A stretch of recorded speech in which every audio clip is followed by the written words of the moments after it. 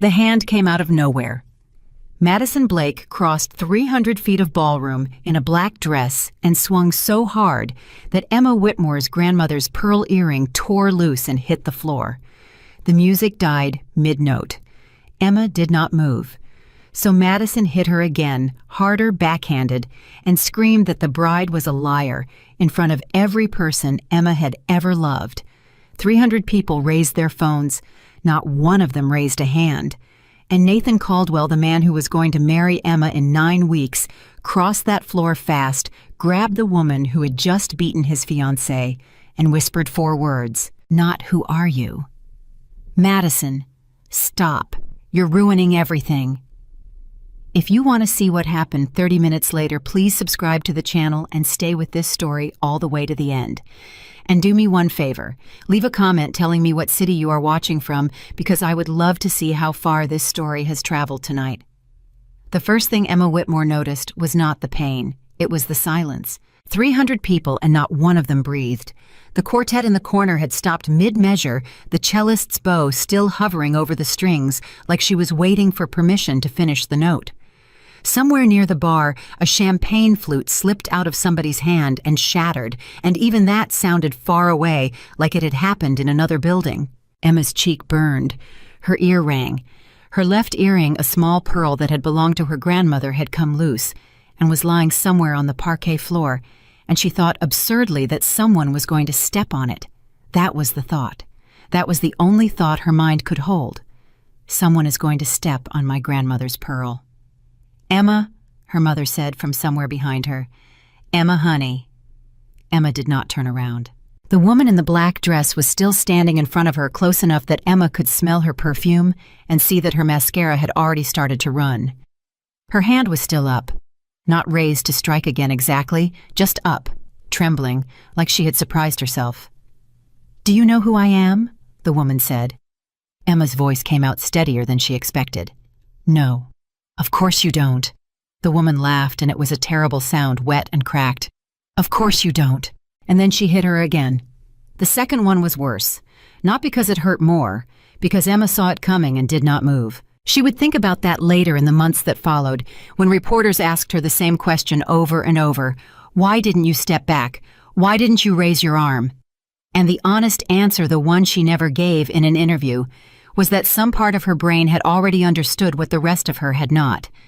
That this woman was not the danger. That the danger was standing 8 feet away in a $2,000 tuxedo, and he had not moved a muscle. Emma's head snapped to the side. The room made a sound, then a collective intake of air, 300 lungs filling at once. Phones came out. That was the part that stayed with her. Not the strangers, the friends. Her college roommate Bethany, who had cried at Emma's father's funeral, had her phone up at chest level filming. A man Emma had personally raised $40,000 for when his hardware store flooded had his phone up too angled, framing the shot. Nobody helped her. Nobody helped her, and then Nathan Caldwell finally moved. Emma watched him come.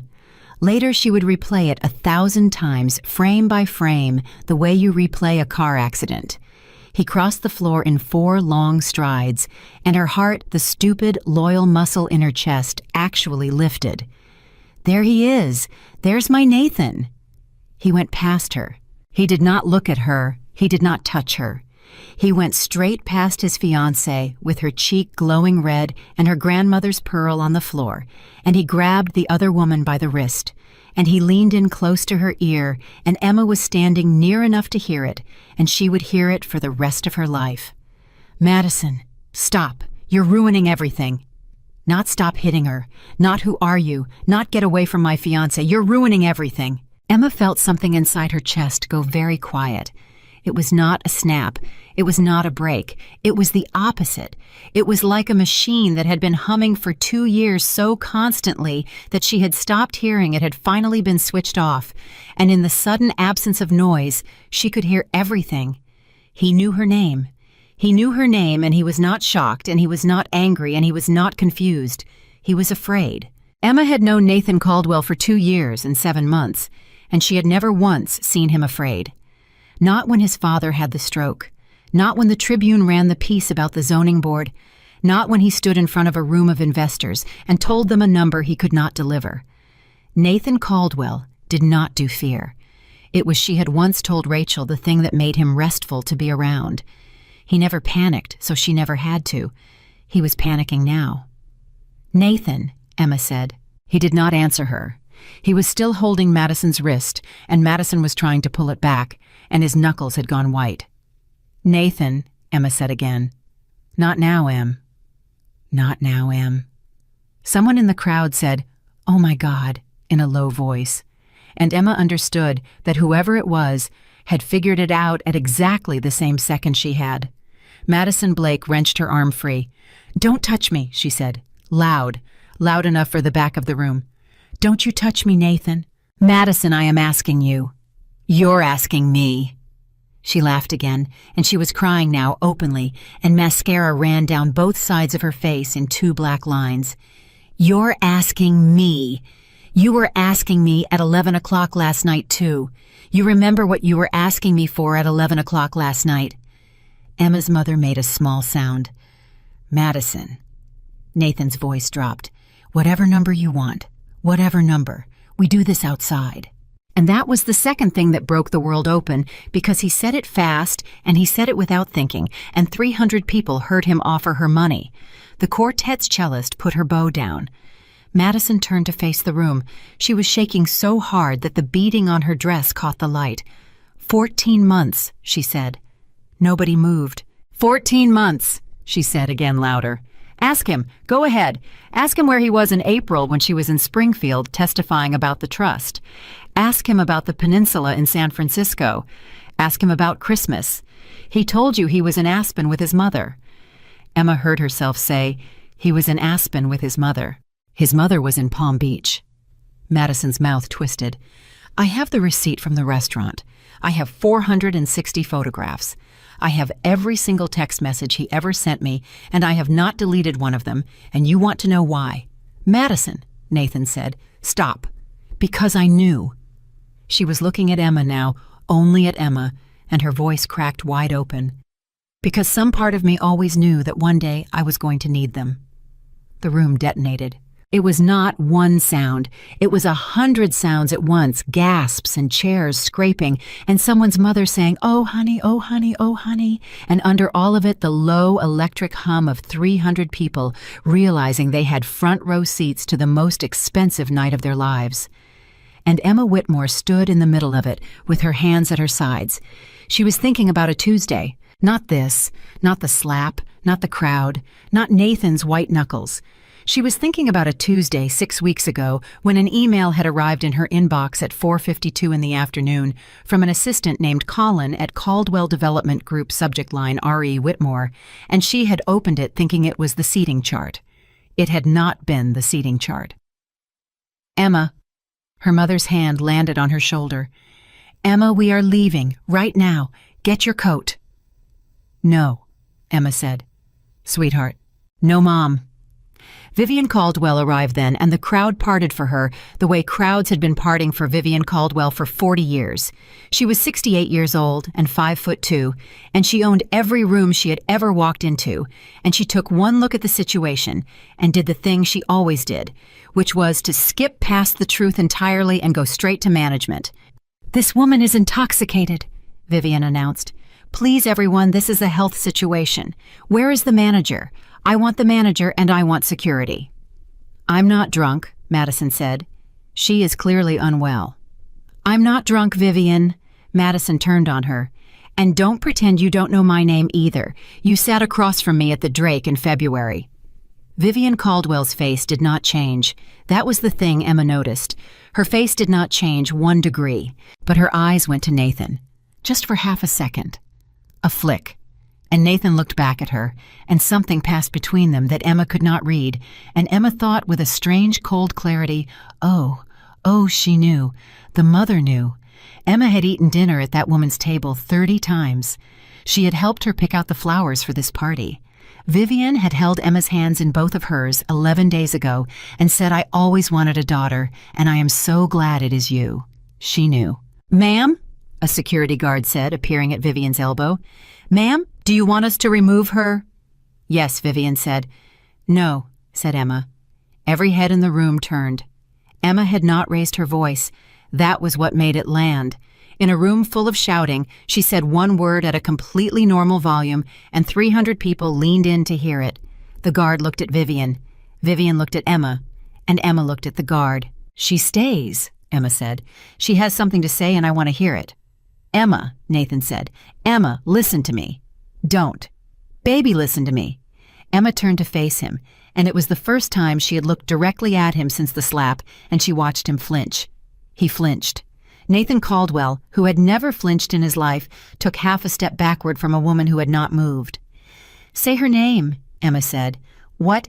You said it 30 seconds ago. Say it again." This is not the place." "Say her name, Nathan." The silence stretched. Somewhere in the back, a phone made a small chime. "Madison," he said. "Madison what?" "Emma."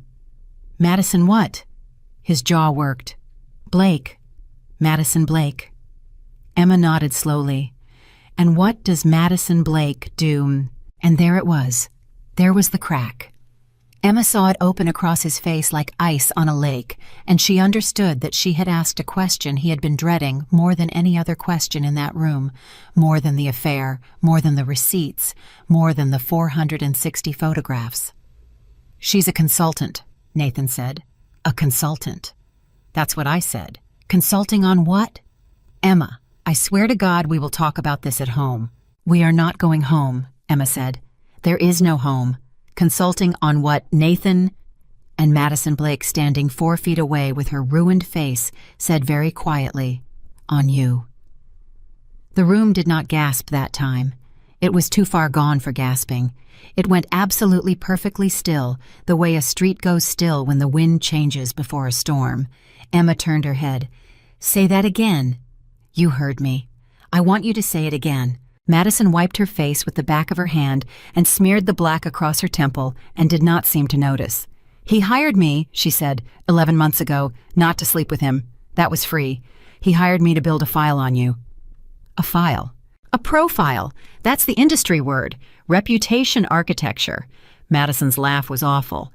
"Every enemy you ever made. Every board member who thought you were too young. Every grant your foundation ever denied. Every person who ever said one bad word about Emma Whitmore in the city of Chicago, I found them and I wrote it down."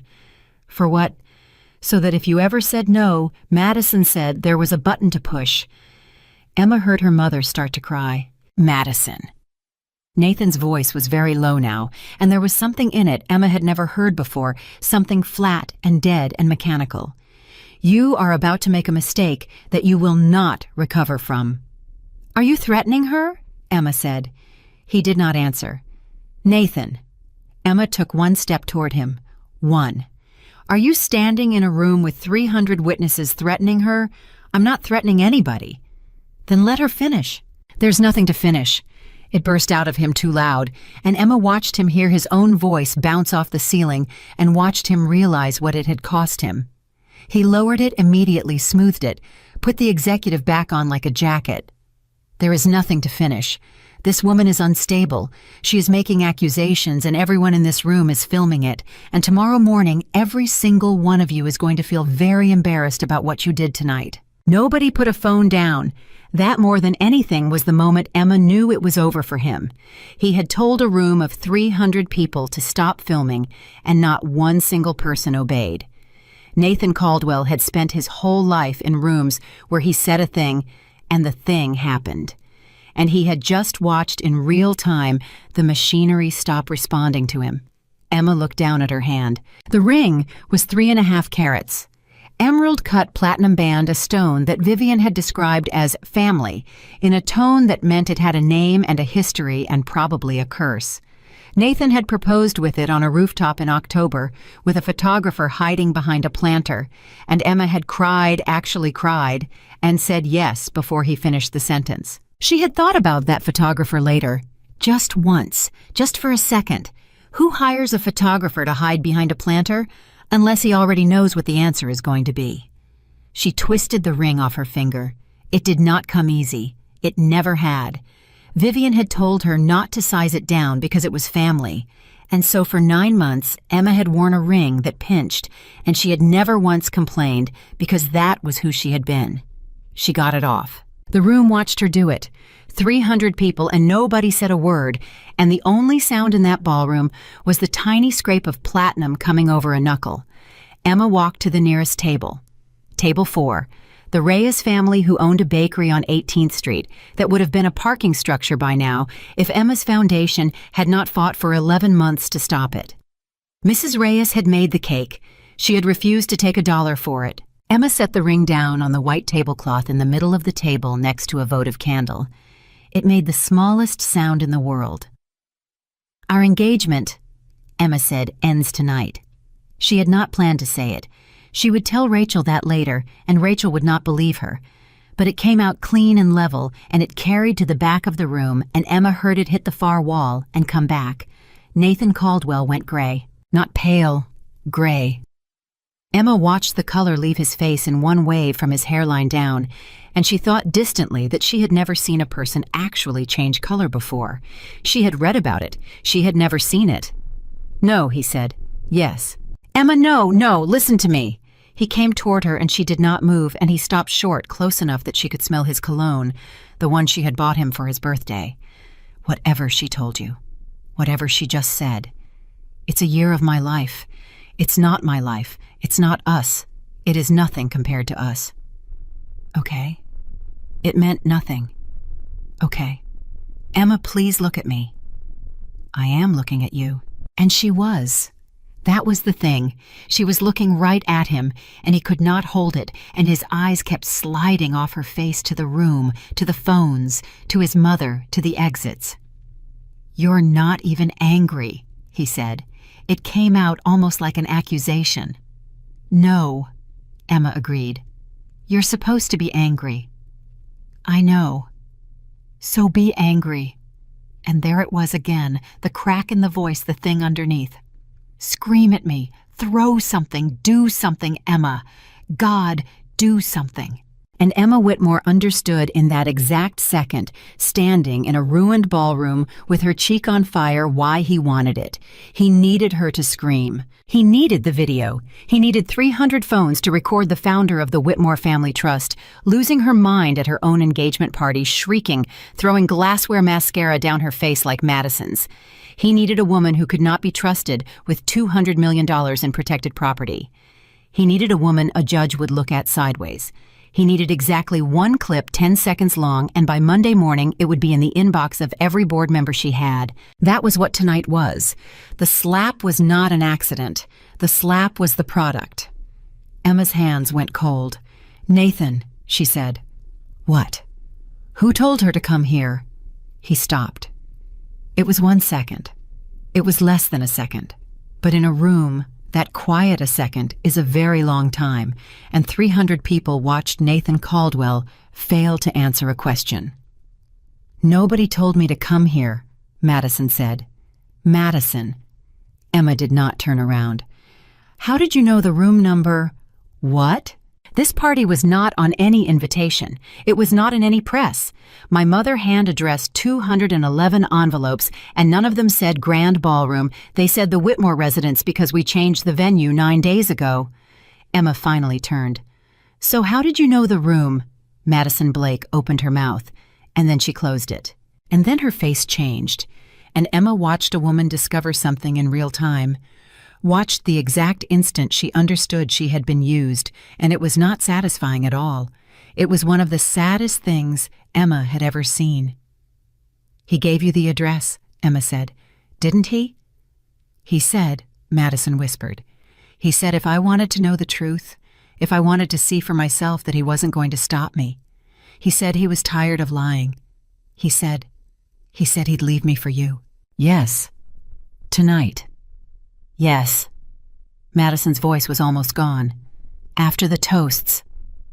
"After the toasts," Emma repeated. She looked at Nathan. He was not looking at Madison. He was not looking at Emma. He was looking at the ceiling at nothing, with the expression of a man doing arithmetic very fast. "Madison?" Emma said gently, and it must have been the gentleness that did it, because Madison Blake made a sound like she had been hit in the stomach. "He was never going to leave anybody. He needed a stranger to hit me in front of 300 witnesses, and he needed her to look insane while she did it. And he needed to be the one who pulled her off so that in every single video he's the hero. The ballroom made a sound then that Emma had never heard before and never heard again. It was not a gasp. It was low and long, and it came from everywhere at once, and it was the sound of 300 people turning against a man in the same instant. "That's a lie," Nathan said. "Then explain the room number." "That is a lie, Emma, that is a lie, and you know it." "Explain the room number, Nathan."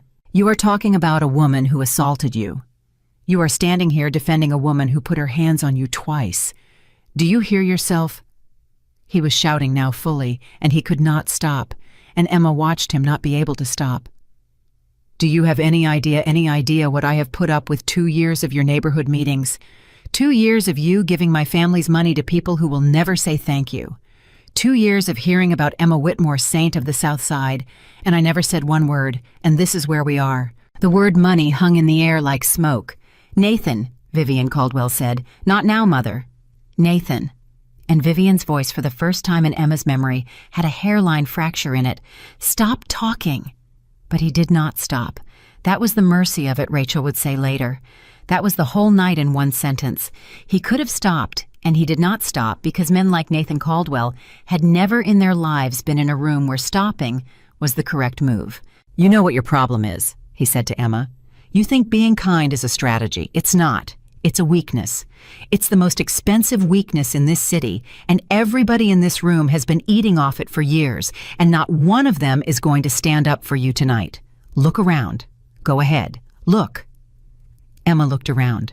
Mrs. Reyes stood up. She was 71 years old, 4'11", and she had flour under her fingernails at her own daughter's wedding every time. She stood up from table 4 next to the ring, and she did not say anything. She just stood. Then her husband stood, then their son. Then the man from the hardware store put his phone in his pocket and stood, and his face was red, and Emma understood he was ashamed, and she forgave him for it before he ever asked. Then Bethany crying. Then a woman Emma did not even recognize in the back near the doors. It went across that room like water, table by table, chair by chair, not fast, not dramatic, just old men getting up slowly with a hand on the table and mothers pulling their kids up by the sleeve, and a whole ballroom rising to its feet in complete silence around a man who had just told them all what they were worth. Nathan Caldwell turned in a slow circle and watched 300 people stand up. Nobody clapped. Nobody cheered. It was worse than that. "Sit down," he said. Nobody sat. I said sit down. Nobody sat. And Emma Whitmore, standing very still in the middle of the room, felt the thing she had been holding down for 6 weeks finally come up through her chest. And it was not rage, and it was not grief. It was permission. "Rachel," she said. The doors at the back of the ballroom opened. Rachel Morgan had been standing in the hallway for 11 minutes. She had been standing there since 8:40, which was 9 minutes before Madison Blake walked in, because Emma had called her at 8:31 from a bathroom stall and said 4 words, and the 4 words were, "I think it's tonight." Rachel came down the center aisle in a gray suit and flat shoes, carrying a document box, and she did not look at Nathan, and she did not look at Vivian, and she set the box on table 4 right next to the ring. "Hi, honey," she said to Emma. "Hi. You okay?" "No." "Okay." Rachel nodded. "Do you want to do it?" Emma looked at the box. She had known for 6 weeks. 6 weeks of sitting across the table from a man and letting him hold her hand. 6 weeks of saying goodnight. "I love you too," of picking a first dance song, of listening to his mother talk about grandchildren. 6 weeks of the worst acting of her life, and every night after he fell asleep, she had gone into the bathroom and turned on the fan and made a list of everything she still needed. And she had gotten it, all of it. 2 days ago, the last piece had come in. "Nathan," Emma said. He did not answer. He was staring at the box. "Nathan, look at me." He looked, and Emma Whitmore, 32 years old with a handprint on her face and no ring on her finger, and 300 people standing up all around her, said the sentence she had been carrying for 43 days. "Colin sent me the wrong attachment." The color did not drain out of Nathan Caldwell's face this time. It fell out, all at once, like something had been cut. "What?" he said. On the 11th, at 4:52 in the afternoon. Emma's voice did not shake. He meant to send me the seating chart. He sent me a 41-page PDF instead. Do you want to tell them the title, or should I? Emma, it's a long title. I've had 6 weeks to memorize it. Emma, don't. Post-marriage acquisition strategy, Emma said. Whitmore Trust, Phase 1. Somebody in the crowd said out loud, Jesus Christ. Vivian Caldwell sat down. She did not decide to. Her legs simply stopped agreeing with her, and she went down into a chair at table 9, and a man she had never met put a hand on her shoulder. Nathan did not move. He did not blink.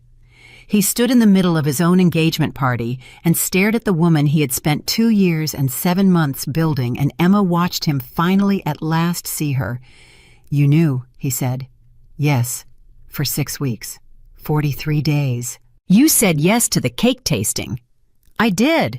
You cried at the rooftop. That was real, Emma said. That was 2 years ago. That was before I read page 19. What's on page 19? Someone shouted from the back. Emma did not look away from him. Page 19, she said, is a timeline. It has a column for dates and a column for actions and a column called Emma. And there is a row on page 19, Nathan dated 3 months from tonight, and I want you to tell everyone in this room what it says. Emma, tell them. Emma, I am begging you. And there it was, the word. The first one that had ever come out of that man's mouth without being calculated first, and it landed in that ballroom like a dropped plate. Begging. Emma looked at him for a long moment. Then she turned to the man standing by the AV cart at the side of the stage, a kid in a black polo named Devin, who had spent the last 4 minutes with his mouth open, and she said, Devin. He jumped. Ma'am. There's a laptop in that box. Yes, ma'am. Rachel is going to hand it to you. Emma's voice carried to every corner of the room. And when she does, I would like you to put slide 1 on the big screen behind me. Nathan Caldwell lunged. He got 2 steps before 3 men from table 4 caught him, and one of them was Mr. Reyes, 73 years old, who had carried 100-pound flour sacks for 51 years and did not appear to find it difficult. Don't, Nathan said. He was not talking to them. Emma, don't. Don't do this. Madison Blake, standing forgotten in the middle of the floor with her ruined face and her shaking hands, whispered, Oh my God, what did I do? And Emma Whitmore walked toward the stage. She stopped once halfway. She bent down and picked something up off the parquet floor, small and white and perfectly unbroken. Her grandmother's pearl. She closed her hand around it, climbed the 3 steps, and turned around to face 300 standing people and 1 man on his knees. Devin's hands were shaking so badly, he dropped the laptop twice before Rachel Morgan took it out of his hands and did it herself. It was 9:04 at night. Emma Whitmore stood at the center of a stage built for a first dance, and behind her, the screen woke up, and it was blue and empty, and every person in that room stared at it like it was a loaded gun. Emma? Nathan's voice came up from the floor, cracked wide open. Emma, I am asking you as a human being. I know. Not as a fiancé, not as anything, as a person. I know, Nathan. Then don't. Emma looked down at him from the stage at Mr. Reyes's hand, still resting on his shoulder at the tuxedo that had cost more than a semester of somebody's tuition, and she felt the strangest thing she had ever felt in her life. She felt sorry for him. Not enough. Not nearly enough. But it was there, a small warm coal in the middle of all that cold, and she hated it, and she let it sit. Rachel, she said, give me a minute. Take 10. 1. Emma turned her back on 300 people.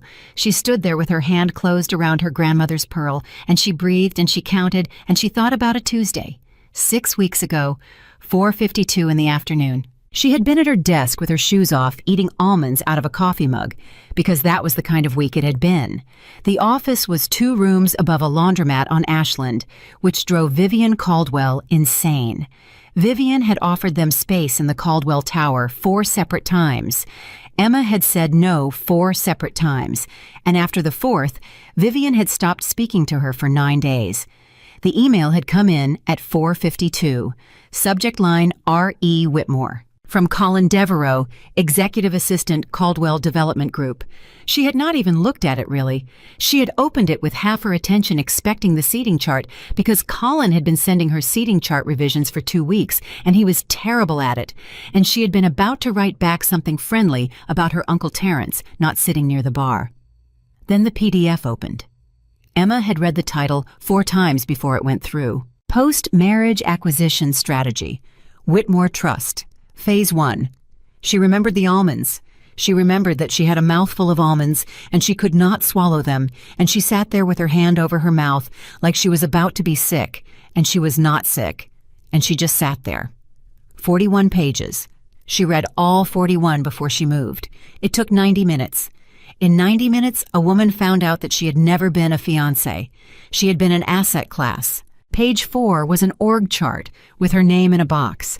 Page 7 listed her family trust's holdings, all 140 parcels with a column labeled Acquisition Feasibility Post-Merger. Page 11 was a photograph of her mother. Page 19 was the timeline. Page 33 was the part where Emma Whitmore had stopped being a woman who was hurt and become a woman who was dangerous. At 6:26 in the evening, she had picked up her phone. Not to call Nathan, not to call her mother. "Rachel," she had said, "are you sitting down? I'm at a Cubs game. Leave." There was a pause on that line that Emma would remember for the rest of her life, because it was the sound of the only person in the world who had never once asked her to explain herself. "I'm walking," Rachel said. "I'm walking right now. Where are you?" That was Rachel Morgan. They had met at 19. Rachel had been the loud one, the one who argued with professors, the one who got thrown out of a bar in Evanston for a reason she still refused to explain. Emma had been the quiet one. Everybody assumed Rachel was the shark, and Emma was the sweetheart, and for 14 years, both of them had let people believe it, because it was useful. Rachel had shown up at the office at 7:40 with a hot dog she never ate. She read the PDF standing up. She did not sit down once. When she finished, she set the laptop down very gently, like it might go off. "Okay," Rachel said. "Okay. Emma, look at me." Rachel's eyes were wet and furious. "You understand what this is. It's a business plan." "It's not a business plan. Honey, listen to me. A business plan is a projection. This is a schedule." Rachel jabbed the screen. "Look at the verbs. Secure, neutralize, transition. These aren't hopes, Em. These are tasks. Somebody's been checking boxes on this thing for 2 years. Emma had not cried yet. That was the part Rachel never got over. "Say the thing you're not saying," Emma said. "Emma, say it." Rachel closed her eyes. "If you tell him you know," she said, "this all disappears by Friday. Colin gets fired, the file gets scrubbed, and 6 months from now, you're the ex-fiancé with a grudge and no evidence, and every board member you have gets a very quiet phone call about your mental health. So I don't tell him. So you don't tell him." "For how long?" Rachel looked at her. "For as long as it takes to bury him," she said. And that was how Emma Whitmore had spent 43 days engaged to a man she knew was hunting her. People asked her about that later more than they asked about the slap. How could you sit across from him? How could you let him touch your hand? The honest answer was ugly, and she gave it exactly once to a reporter she trusted at 2 in the morning. "I stopped seeing him," Emma said. "Around day 6, I stopped seeing a person. He'd say good morning, and I'd hear a man reading a line. He'd kiss my head, and I'd think, note, that's affection maintenance that's on the schedule. And you want to know the worst part? He never noticed. In 43 days, he never once noticed that I was gone. Because he'd never actually been looking at me in the first place. He'd been looking at the truss the whole time, and I was just the thing standing in front of it." Back in the ballroom at 9:06, Emma opened her eyes. She turned around. "Rachel," she said, "slide 1. Emma?" Nathan came up off the floor, and Mr. Reyes let him because a 73-year-old baker was not going to hold a 40-year-old man forever, and Nathan got 2 steps toward the stage before he stopped because he could not decide what to do with his hands. That was what Emma noticed. His hands. He had no idea what to do with them. This man had negotiated with the city of Chicago, and he stood in front of 300 people with his hands opening and closing like a child. "You put that up there," he said, "and it's over. For you, not for me, for you." "Explain that." "That document is privileged." He turned in a circle, appealing to the room, and his voice got faster. "Everybody hear that? That's attorney work product. That's a stolen internal document. She's about to commit a felony in front of all of you and film it herself." "Colin sent it to me," Emma said. "Colin doesn't have authority to send it to you." "So it exists," said a man's voice from table 11.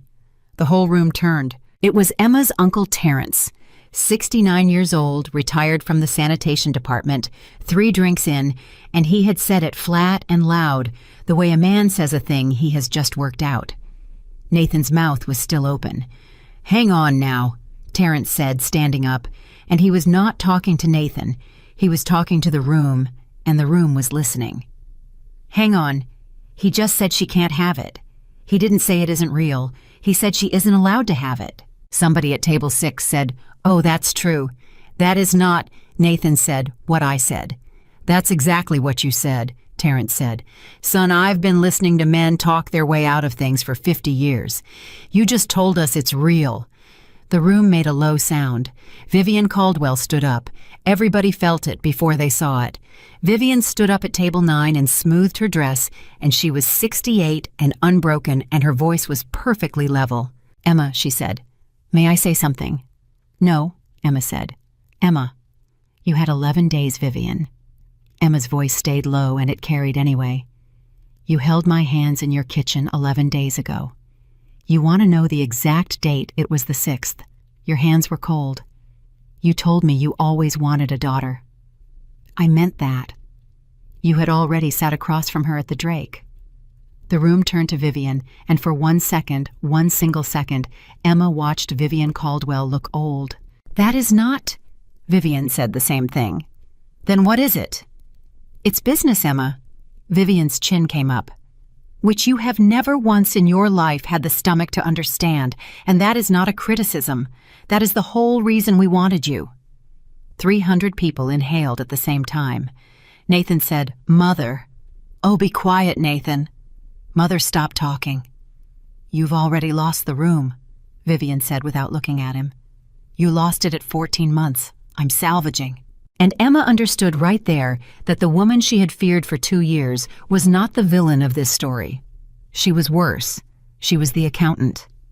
"Salvage this," Emma said. "Rachel." The screen changed. It was not dramatic. There was no music.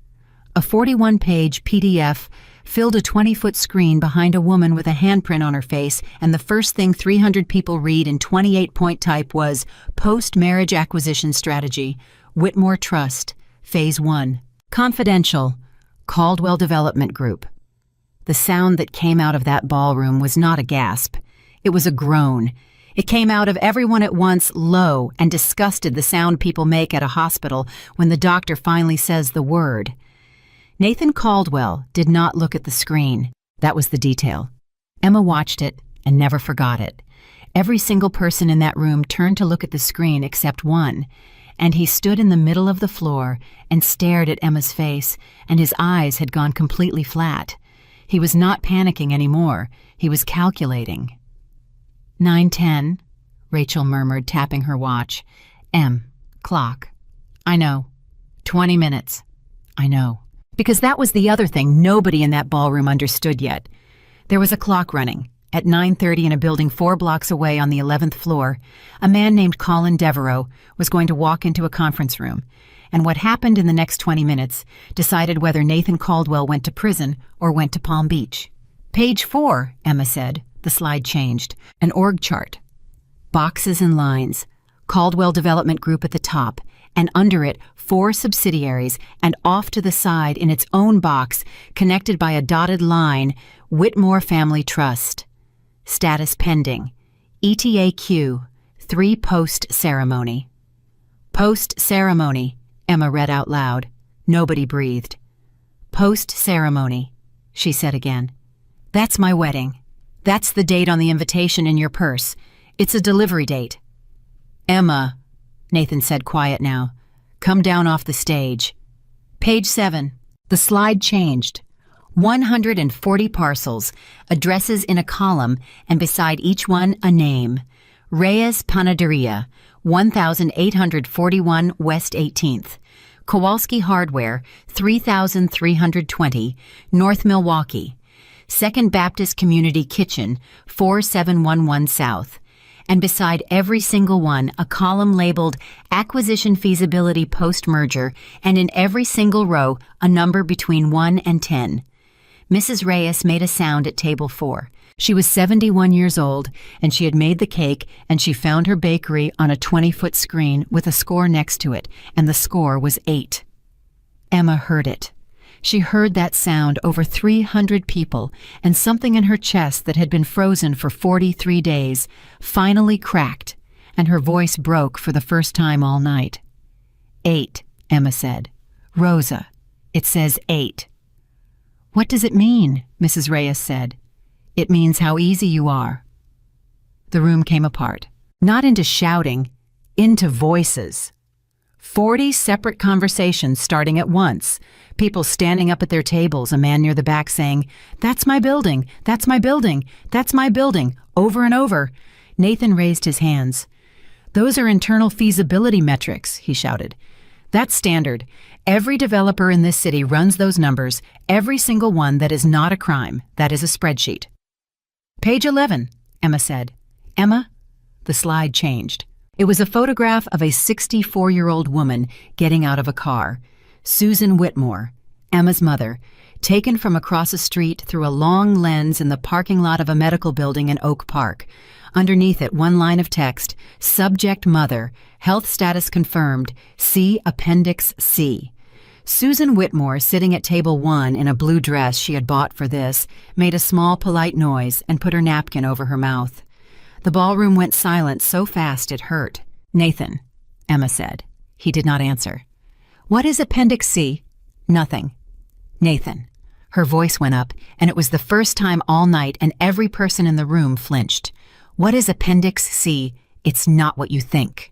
My mother is 64 years old, and she has a heart condition that 11 people on this earth know about." Emma was shaking now visibly, and she did not care, and it was not the kind of shaking Nathan had wanted. "You are one of the 11. You found out at Thanksgiving. She told you in the kitchen, and she asked you not to tell me because she didn't want to ruin the holiday, and you held her hand and you cried." "Emma, was it useful?" "Emma, don't. Was my mother's heart useful to you?" "She is a factor." It ripped out of him.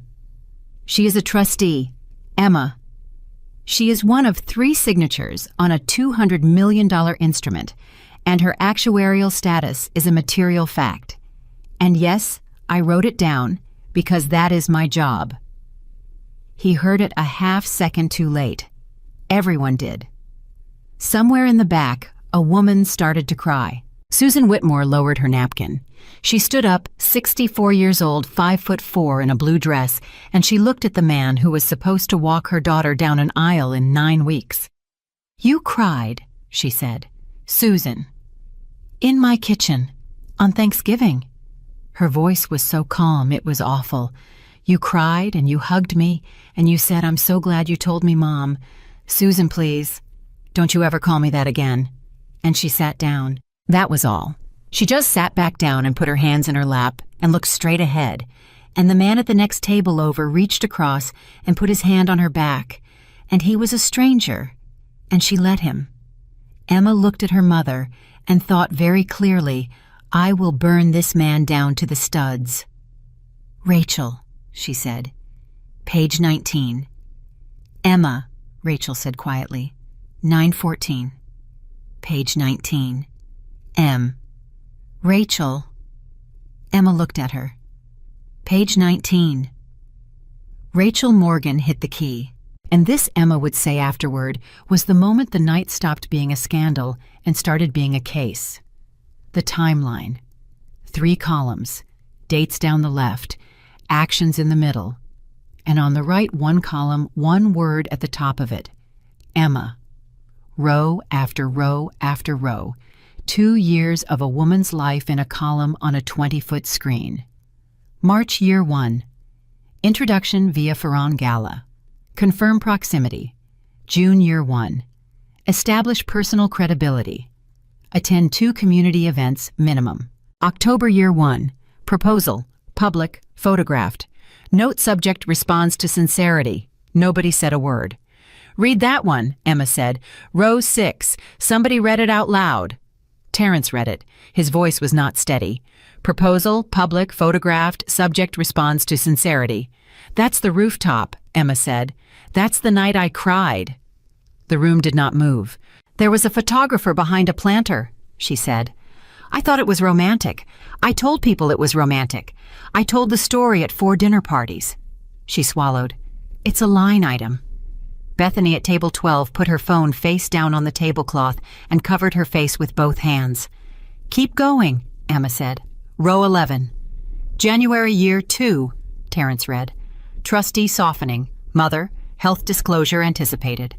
Anticipated, Emma repeated. February Year 2, contingency development. Engage Blake.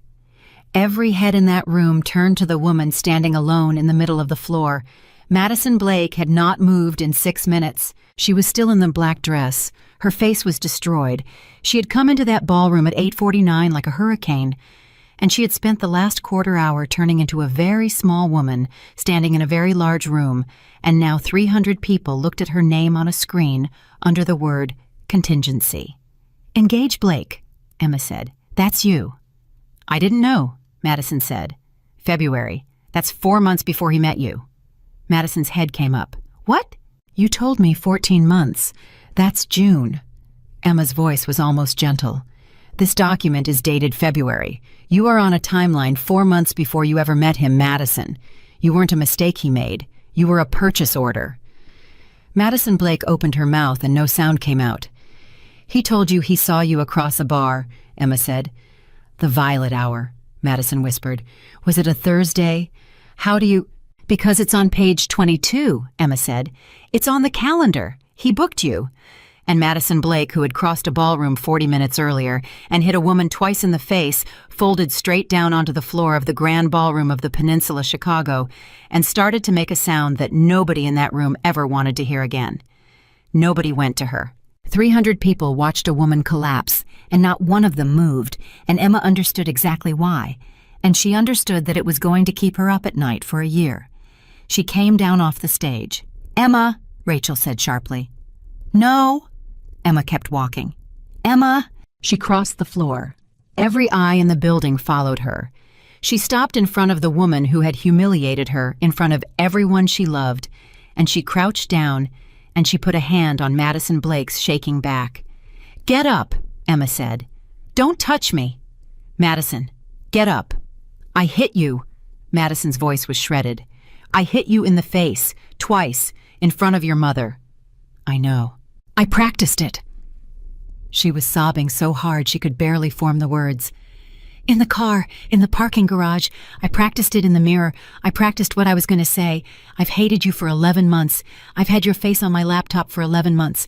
I know your birthday. I know your dental records. I know the name of your 3rd grade teacher, and I... She stopped. She looked up and her eyes were swollen almost shut, and she said the thing that ended it. He wrote it, she said. Emma went very still.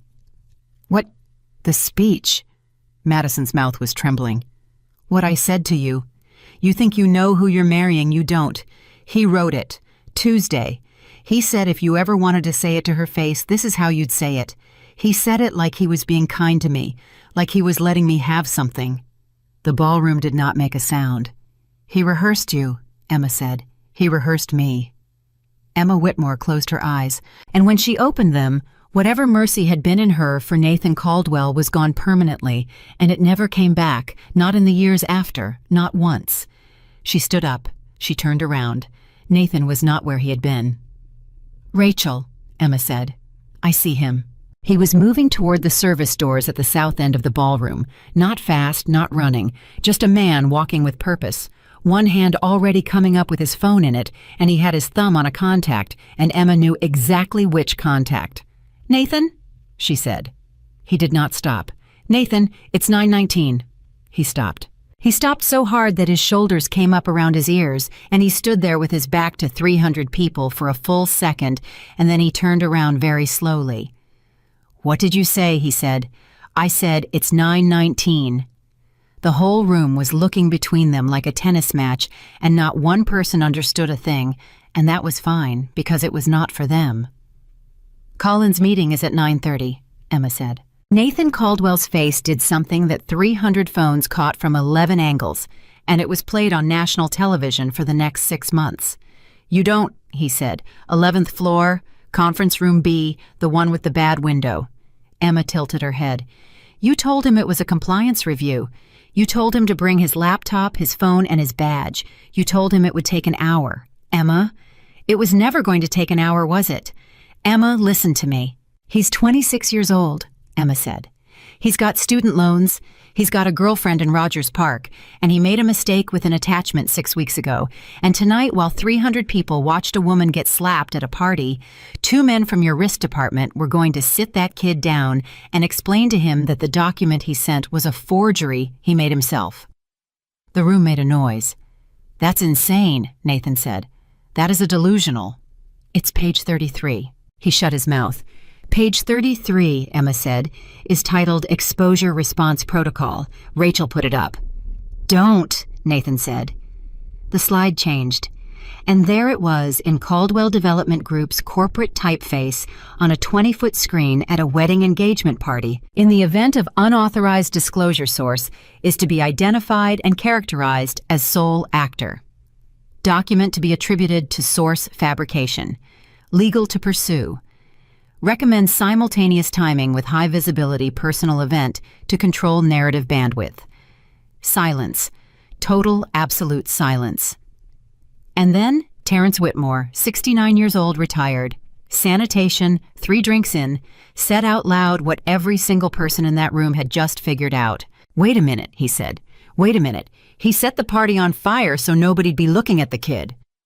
The ballroom exploded. It was not a groan this time. It was rage. 300 people standing up and shouting at once, chairs going over backward, a man at table 15 throwing a napkin at nothing, Vivian Caldwell saying, "Stop it, stop it, stop it," to nobody. And in the middle of it, Nathan Caldwell turned all the way around with his phone in his hand and his mouth open and no words in it at all. "9:21, Rachel shouted over the noise. "Emma!" Emma did not shout. She walked. She walked straight through that screaming room, and it opened in front of her, and she went right up to Nathan Caldwell until she was close enough to smell his cologne again, the one she had bought him, and she looked up into his face. "Give me your phone," she said. "No." "Nathan, get away from me. Give me the phone, or I'm going to say the next part out loud." He froze. And Emma watched real fear arrive in a man's eyes for the second time in one night, and this time it was not about a party or a room or a video. "There's a 4th signature," Emma said very quietly, just for him. "Isn't there?" Nathan Caldwell stopped breathing. "Page 37, she said. "Appendix D. It's redacted. 41 pages and 1 redaction, and it's a name, and it's on a trust document, and my family's trust has 3 signatures, Nathan. 3. My mother, my Uncle Terrence, and me." Her eyes did not leave his. "So who's the 4th? "Emma." "Who signed my family's trust? You don't know what you're. Who signed it?" She had never raised her voice like that in her life. Not once. Not at anyone. It came out of her like something tearing, and it went across that ballroom, and the entire room stopped. 300 people stopped mid-shout, mid-step, and turned.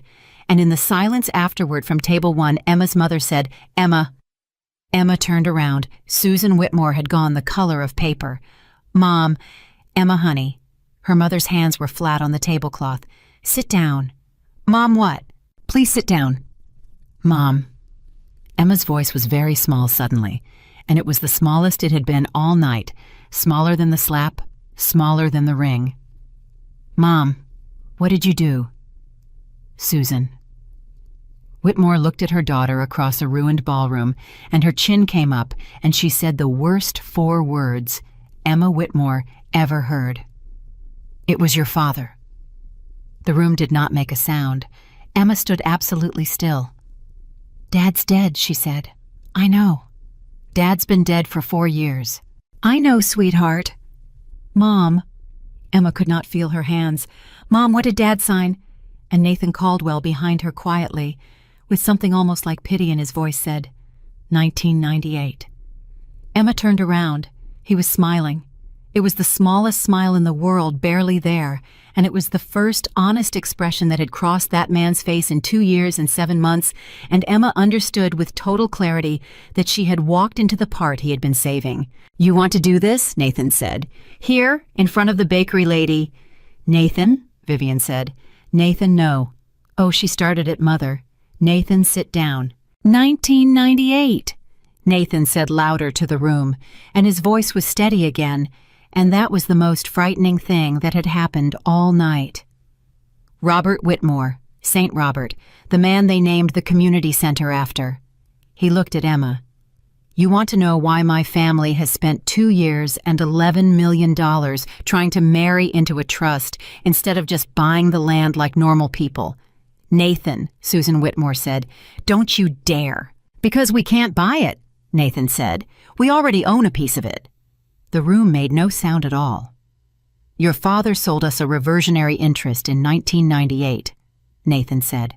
"When he was 43 years old and about to lose everything, and he never told his wife and he never told his daughter, and he spent the next 20 years building a reputation as the greatest man on the South Side on top of a document he prayed nobody would ever find." "That's a lie," Emma said. "It's in a filing cabinet on the 11th floor." "That is a lie." "Ask your mother," Nathan said. And Emma Whitmore turned around and looked at her mother, and her mother was crying, and her mother could not look at her, and the entire ballroom watched a woman's face come apart in real time. "Mom," Emma whispered. Susan Whitmore did not answer. "Mom, look at me." Nothing. "Mom." Emma's voice broke completely. "How long have you known?" And her mother, 64 years old in a blue dress she had bought for her daughter's engagement party, said, "Since Thanksgiving." Rachel Morgan said quietly into the silence, 9:26. Emma Whitmore did not sit down. 300 people watched her stand in the middle of a ballroom floor and not sit down, and later in the coverage, that was the image they used. Not the slap, not the ring. A woman standing very still with her mother crying 8 feet away, and a man smiling behind her. "Since Thanksgiving," Emma repeated. "Emma, you've known since Thanksgiving." "Sweetheart, please sit." "Mom, I have been in your kitchen 40 times since Thanksgiving." Her voice was flat. It was the flatness that scared people. "I sat on your counter. I ate your soup. You asked me what color the napkins should be." "I know. You asked me if I was happy." Susan Whitmore's face crumpled. "I was trying to protect you," she said. "From what?" "From this." And it came out of a 64-year-old woman like a scream, and it shocked the room because Susan Whitmore had not raised her voice in public in her entire life. "From exactly this, Emma. From standing here, from 300 people finding out that your father wasn't." She stopped. Everyone heard the shape of the word she did not say. "Wasn't what," Emma said. "Don't." "Wasn't what Mom." Nobody breathed. "Perfect," Susan whispered, and Nathan Caldwell laughed. It was not loud. It was a small, warm, genuinely amused sound, and it landed in that silence like a match in a gas station, and Emma turned around and looked at him and understood that the man had never once been afraid of her. Not really. He had been afraid of the room. He had been afraid of the phones. He had never for 1 second been afraid of Emma Whitmore. 9:27, Rachel Morgan said. I heard you." 3 minutes. "I heard you, Rachel." "Emma, if that kid walks in that room." "I know." Emma's hands were shaking. She looked at her mother and at Nathan and at Madison on the floor and at 300 people staring at her, and something in her went very cold and very simple. "Give me your phone." Rachel handed it over without a word. "Nathan," Emma said, "what's Colin's number?" He laughed again. "Sure," he said. "Let me pull it right up for you. Somebody in this room works for Caldwell Development Group." Emma's voice went out over the whole ballroom, and it was not loud. It was clear. "There are 11 of you. I did the seating chart myself. Table 7, Table 8, Table 14. Somebody has Colin Devereaux's cell number, and somebody has 90 seconds to decide who they are. Nobody moved. Vivian Caldwell said, "I would think very carefully." That was all she said. 9 words. And Emma watched 11 employees of Caldwell Development Group look down at the tablecloth at exactly the same time, like a wave, like something rehearsed, and she understood that this was what power actually looked like. Not shouting, not threats, just an old woman in pearls saying, "I would think very carefully," and 11 grown adults finding something interesting on a napkin. 9:28, Rachel said. Emma's throat closed, and a girl stood up at table 14. She was maybe 24. She was wearing a dress that did not fit right, and she had been crying quietly for 10 minutes, and nobody had noticed her the entire night. And she stood up with her phone in both hands, and her whole body shaking. "I have it," she said. Vivian Caldwell turned her head. "Sit down," Vivian said. "I have it," the girl said again louder, and her voice cracked in the middle. "I have his number. We came in the same car. He's downstairs. The entire ballroom turned. "What did you say?" Emma said. "He's downstairs." The girl was sobbing now. "He's in the lobby. He drove me. He said he had a meeting at 9:30 and he'd just come get me after he's been sitting in the lobby for an hour because he didn't want to be late. He's been sitting down there in a suit." Emma was already running. She went through that ballroom in her mother's borrowed heels, and she kicked them off somewhere near table 9 and kept going barefoot on the parquet. And 300 people came up out of their chairs behind her like a wave. And Rachel Morgan was shouting her name, and the girl from table 14 was running too, and Nathan Caldwell stood absolutely still in the middle of it all and did not move a muscle. That was the part the cameras caught. Everyone in that room ran, and Nathan Caldwell watched them go. The elevator took 11 seconds. Emma would remember every one of them. She stood in a mirrored box going down 42 floors with a stranger named Priya, who had Colin Devereaux's number in her hand, and Priya was crying so hard she could not talk, and Emma held her wrist and said, "What's your name?" And Priya said, "Priya," and Emma said, "Priya, breathe," and the doors opened. He was sitting in a chair by the window, 26 years old. Blue suit, too big in the shoulders, a laptop bag on the floor between his feet, and his badge already clipped to his jacket pocket, because he had been told to bring it, and his phone in his hand, and he was checking the time. It was 9:29. "Colin," Emma said. He stood up so fast he knocked the chair back. "Ms. Whitmore." He was already reaching for the bag. "Ms. Whitmore, I'm so sorry I'm not supposed to be up there. I'm not on the list. I just drove Priya. I have a meeting. I have to." "Colin, sit down. I'm late." "Colin," Emma took him by both arms. "There is no meeting." He stopped. He looked at her face. Her cheek was purple by then. Her hair was down on one side. She was barefoot in a lobby at the Peninsula Chicago at 9:29 on a Saturday night. "Ma'am," he said. "There is no compliance review," Emma said. "There are 2 men from Risk sitting in conference room B, and they are going to tell you that the document you sent me 6 weeks ago is a forgery that you made up yourself, and they are going to have paperwork ready, and they are going to have a number ready, and you are going to be arrested by Tuesday." Colin Devereaux's face did a thing that Emma never forgot. It did not go white. It did not go slack. It went tired. "Oh," he said. Emma's hands went cold. "Oh. Yeah." He nodded slowly. "Yeah. Okay." "Colin." Emma's voice came out strange. "Why did you say, oh?" And Colin Devereaux, 26 years old, executive assistant, $38,000 a year, student loans girlfriend in Rogers Park, looked at Emma Whitmore in the lobby of a hotel and said, the sentence that ended Caldwell Development Group. "Because I've been waiting 6 weeks," he said. Emma could not speak. "I didn't send you the wrong attachment, Ms. Whitmore." The doors of the elevator bank opened behind them, and 30 people spilled out into the lobby. Rachel first, and Terrence and Mrs. Reyes with her shoes in her hand, and every single one of them stopped dead because a woman in an engagement dress was standing in the middle of the lobby with her mouth open. "Say that again," Emma said. "I didn't make a mistake." Colin's chin was trembling, but his voice was not. "I sent it on purpose. I sat at my desk for 9 days, and I typed your name in the to field 40 times and deleted it, and on the 11th at 4:52 I sent it, and then I went into the stairwell and threw up." "Colin," I've been waiting 6 weeks for somebody to come get me." His eyes were red. "Every day. Every single day I came in and I waited. And nothing happened. You just kept planning the wedding. And I thought—" He laughed, and it was terrible. "I thought maybe you didn't read it." "I read it." "I know you did." He wiped his face with the back of his hand. "I know.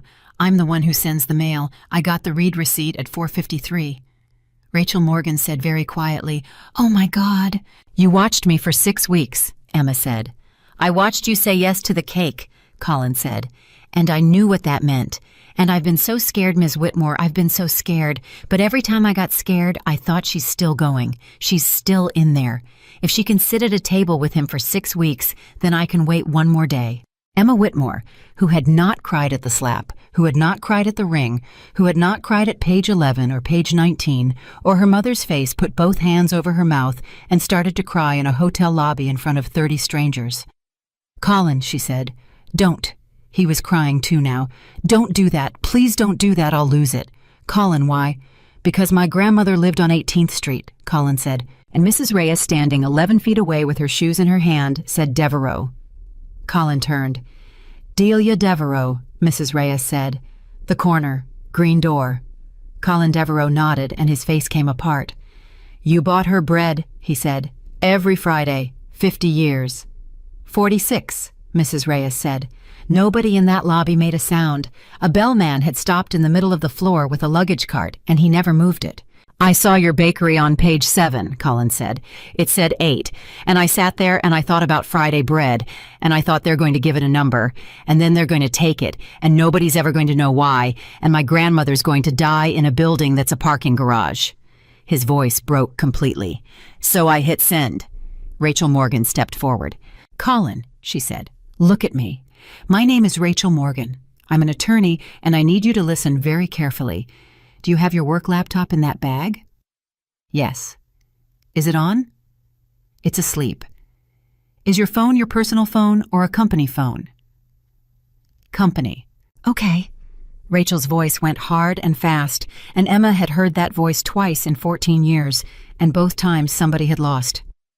"Colin, they can wipe both of those remotely, right now, from upstairs. Somebody in that ballroom has already sent a text. Do you understand what I'm telling you?" Colin Devereaux looked at her. And then he did something that made Terence Whitmore say out loud, "Well, I'll be damned." He crouched down, unzipped the laptop bag, and pulled out a manila envelope that had been taped to the inside. "They can wipe the laptop," Colin said. Rachel took the envelope with both hands like it was made of glass. "What is this?" she said. "Everything." Colin wiped his eyes. "I printed it, all of it, 6 weeks ago, 211 pages on the copier on 11 at 1 in the morning, and I paid for the toner myself with my own card so it wouldn't hit a cost code." Rachel Morgan looked at Emma. "Em," she said, and her voice was not steady. "Em, he printed it. Is that good?" "You cannot remote wipe paper," Rachel said. And 30 people in a hotel lobby started to cheer. It was not a nice sound. It was ragged and furious, and half of them were crying, and Mrs. Reyes was hitting Terence Whitmore on the arm over and over, and Priya had both hands over her face, and Colin Devereaux stood in the middle of it, looking like he was going to fall over. Emma put her arms around him. He was so much bigger than her, and he folded into it like a kid. "You're not going to prison," she said into his shoulder. "You don't know that. Colin." She pulled back and held his face. "Look at me. Look at me. 30 seconds ago, there were 2 men waiting to eat you alive, and nobody in this world knew your name. There are now 30 witnesses in this lobby, and 300 upstairs, and 1,100 people watching this on a live stream that my cousin's kid started at 9:04 and forgot to turn off." Emma's voice shook. "You are the most protected person in the state of Illinois right now. You are radioactive." Colin stared at her. "There's a live stream," he said. "Apparently." "How many people?" 1,100, Rachel said, checking her phone. "No, sorry, 14,000. It was 9:34. The lobby went very quiet. 14,000, Colin said. "It's climbing," Rachel said. And somewhere on the 42nd floor in a ballroom with an open bar and 300 phones, Vivian Caldwell was learning the same number at the same moment, and Emma Whitmore would have given anything to see her face. "Upstairs," Emma said. "Now, all of you." "Emma!" Rachel caught her arm. "Wait. Stop. Think." "Rachel." Emma listened to me for 10 seconds. Rachel pulled her aside and her grip hurt. "You have him. Do you understand? You have him. Right now tonight, you have enough to end Nathan Caldwell, and you can walk out that door and never see his face again and let a prosecutor do the rest. That's the smart play. That's what I would tell any client on this earth. Rachel, don't go back up there. Why? Because there's a fourth signature," Rachel said, "and you don't know whose it is, and he does, and he's been sitting on it for 2 years and 7 months, and that's not a card you hold for 2 years unless it's the last one you've got." Her eyes were wet. "He's got nothing left, honey. Nothing. And a man with nothing left doesn't aim at your money. He aims at your dad." Emma stood there in a hotel lobby barefoot and thought about her father, Robert Whitmore. 6'2", laughed like a bear, hands like catcher's mitts. The man who took her to every single one of those neighborhoods on Saturday mornings, starting when she was 4 years old, and made her shake hands and made her learn names, and said over and over until it was the only thing in her head, "You don't get to be from a place and take from it. That's the whole rule, Em. That's it. That's the only one. 4 years dead. A community center with his name on the front. And a filing cabinet on the 11th floor." "Rachel," Emma said, "don't. If it's true," Emma said, "then everything I've built for 10 years is standing on it, and every one of those families is standing on it, and I don't get to not know." "Emma." "And if it's a lie," Emma said, "then he's going to say it out loud in front of 14,000 people, and it dies tonight." Rachel Morgan closed her eyes. "You know he's counting on that," she said. "Yes." "You know that's the whole reason he hasn't left this building." "Yes," Emma said. "Rachel, he could have walked out at 9:06. He could have been in a car. He's still up there." She swallowed. "He's waiting for me." "Then don't go. He's waiting for me," Emma said, "because he thinks I'm going to break in front of everybody I love, and I want to see his face when I don't." It was 9:37 when Emma Whitmore walked back into that ballroom. The room had changed. That was the thing nobody expected. In 8 minutes, it had turned into something else entirely. Half the guests were on their feet along the walls. The bar was closed and the bartender was standing on a chair filming. Someone had turned the house lights all the way up, all of them, so there were no soft edges anywhere, and the room looked like what it was, which was a rented box with 300 people in it and a lot of ruined food. Madison Blake was sitting on the floor by the stage with her back against it and her knees up. Susan Whitmore had not moved from table 1, and Nathan Caldwell was standing exactly where Emma had left him, in the middle of the floor with his jacket off and his sleeves rolled, and when he saw her come through the doors, he smiled again. "There she is," he said. "Nathan, did you save the boy?" "Yes." "Good for you." And he meant it. That was the thing. He actually meant it, and it made Emma's skin crawl. "Genuinely, good for you, Em. That's the thing about you. That's the exact thing." He turned to the room. "Everybody see that 12 minutes. 12 minutes from finding out her whole life is a spreadsheet, and she's downstairs saving an assistant. That is the single most valuable asset in the city of Chicago, and it walks around loose." "Nathan," Vivian said, "Mother, I swear to God." "Nathan, there are 14,000 people watching." 41, said the kid on the chair. "Sorry, 41,000. Vivian Caldwell sat down again. Nathan did not even blink. "Colin," Emma said. Colin Devereaux came through the doors, and 300 people saw a 26-year-old kid in a bad suit walk into that ballroom carrying a laptop bag, and the ballroom stood up for him, all of it, all at once. And Colin Devereaux stopped dead and looked at the floor and cried. "Sit down," Nathan shouted. "Sit down." Nobody sat. "Colin," Nathan said.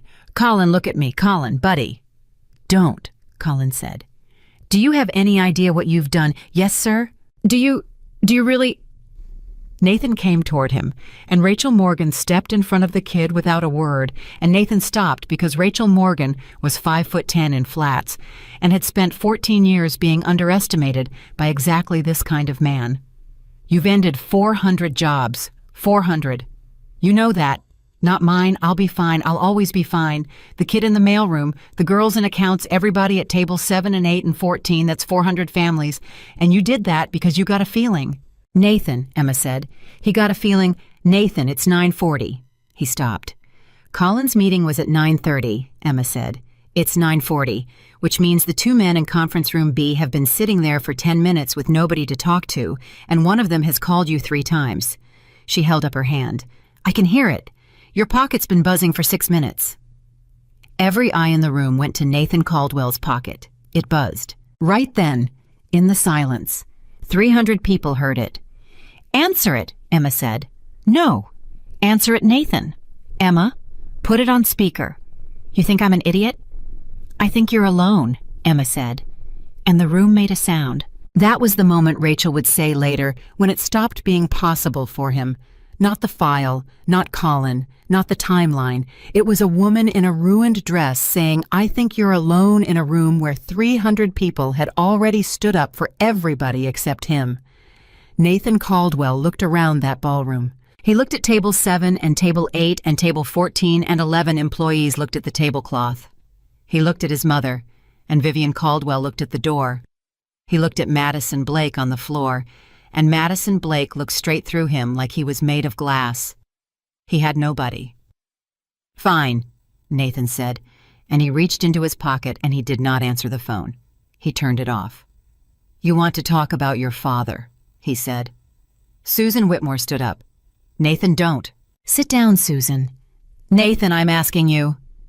You had 6 months, Nathan said without looking at her. You had 6 months to tell her yourself, and you sat in your kitchen and picked napkins, so you do not get to talk right now. Susan Whitmore sat down like she'd been pushed. Emma did not look at her mother. She could not.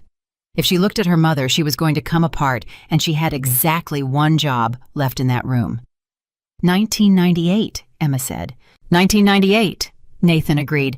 Robert Whitmore, 43 years old, overextended on 11 properties, a wife, a 9-year-old, and a bank about to call every note he had. You remember that year, Em? I was 9. You remember the summer you went to your grandmother's in Michigan for 3 months? Emma's stomach turned over. Because she did. She remembered it perfectly. She had been 9, and she had cried at the airport, and her father had crouched down on the linoleum and said, "It's just for the summer baby." Yeah, Nathan said, watching her face. There it is. Nathan, Vivian said. He came to my father, Nathan said.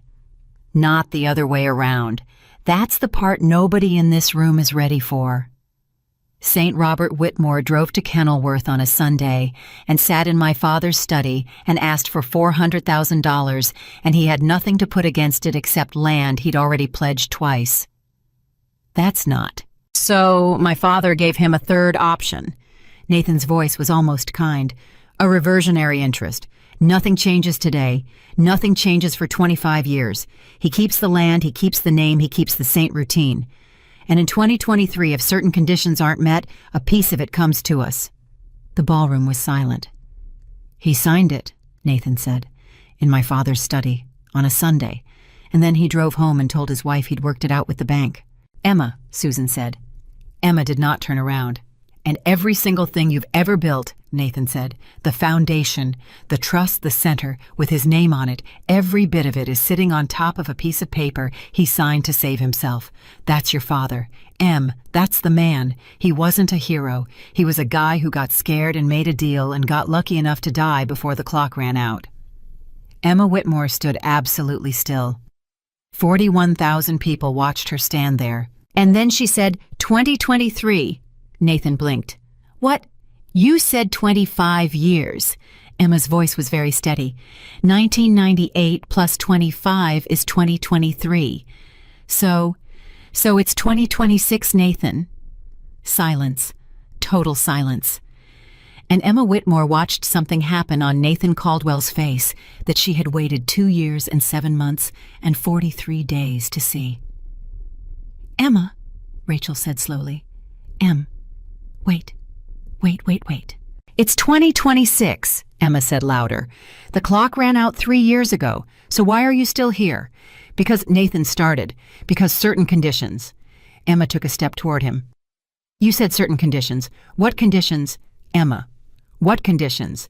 And Terrence Whitmore, 69 years old, retired, sanitation standing at table 11, said, "Oh, sweet Jesus." Everybody turned. Terrence had gone gray. Uncle Terry? M. He put a hand on the table. M, honey, 1998. I signed something. The room did not make a sound. You what? Emma said. Your daddy came to me. Terrence's voice was shaking. August. He came to my house and he was crying. Em and I have known that man since he was 19 years old, and I have never seen him cry, not once, not at his own mother's funeral.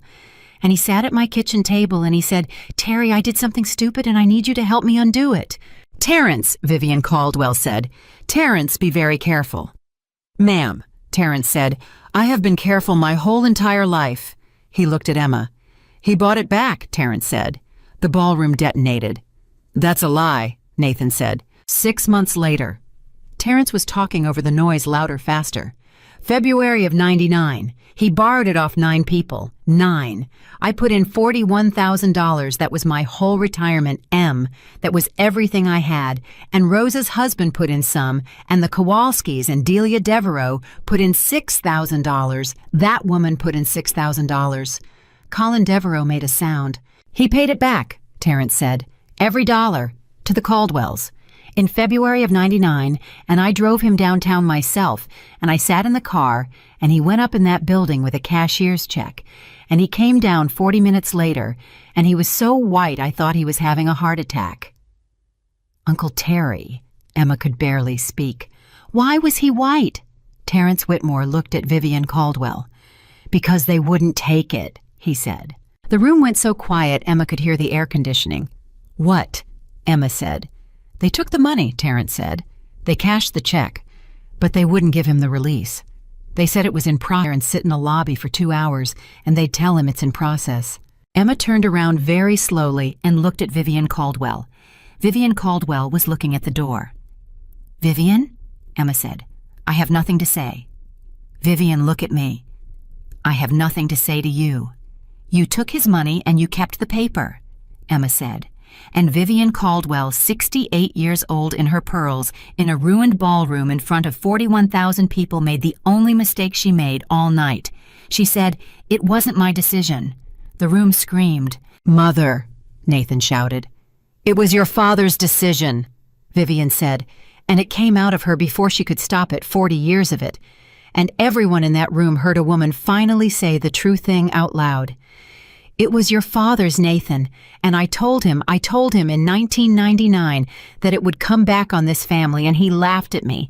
And now here we are, and I have spent 27 years cleaning up after a dead man's cleverness. Vivian, Emma said, where's the check? Vivian's head came up. What? The cashier's check. Emma's voice was rising. February 1999, $400,000. You cashed it. If you cashed it, it cleared. And if it cleared, there's a record, and I don't need your filing cabinet on the 11th floor. Rachel. Way ahead of you, Rachel said. She was already on her phone. Emma, Vivian said, you are 27 years too late for. Colin, Emma said. Ma'am. Page 206. Colin Devereaux did not even ask how she knew there was a page 206. He unzipped the bag with hands that had finally stopped shaking and pulled out the manila envelope and thumbed through 211 pages of paper on a table with a wedding cake on it. Emma, Nathan said, and his voice had changed completely. Emma, stop. Page 206, Colin. Emma, listen to me. What's on page 206? Colin stopped. He held up one sheet of paper, and his face went strange, and he looked at Emma with something like awe. Ms. Whitmore, he said, how did you know? Because it's the only page you ever mentioned, Emma said. In your email, 6 weeks ago, in the body of the email under the seating chart in 8-point type, you wrote one line, and it said, I'm sorry about 206. Rachel Morgan's head came up. You never told me that, she said. I know. Emma, you never told me that. I know, Rachel. For 6 weeks. Because I didn't understand it, Emma said. For 6 weeks I didn't understand it. It's a scanned page of an internal audit from 2004 with a handwritten note in the margin, and I have read it 400 times, and it says 9 words, and I could not make them mean anything. She looked at Colin. "Read it," she said. Colin Devereaux held the page up to the light. "It's your father's handwriting," he said. Emma stopped breathing. "What?" "I've seen it on the wall at the community center," Colin said. "The plaque, in the entryway. It's the same hand." He looked up. "Ms. Whitmore, this is a note from your father, and it's in a Caldwell audit file, and somebody kept it." The room did not move. "Read it," Emma whispered. And Colin Devereaux, 26 years old, in a bad suit in a ballroom, read 9 words out loud in a dead man's handwriting. "If they ever come for you, look at the date." Nathan Caldwell went for the door. He got 4 steps, and then Mr. Reyes stepped in front of the service door, and behind him his son, and behind him a man from the hardware store on Milwaukee, and Nathan Caldwell stopped in the middle of a ballroom floor at 9:46 on a Saturday night and understood that he was not leaving. "Move," he said. Nobody moved. "I said move." "Son," Mr. Reyes said, "I have been on my feet since 4 o'clock this morning. I got nowhere to be. Get out of my way." "No." Nathan turned around. 300 people, 41,000 more on a phone somebody's cousin's kid had propped against a centerpiece, and Emma Whitmore standing in the middle of the floor with a page in Colin Devereaux's hand and 9 words in a dead man's handwriting hanging in the air. "Read it again," Emma said. "Emma," Nathan said. "Colin, read it again." Colin's voice was steadier the second time. "If they ever come for you, look at the date."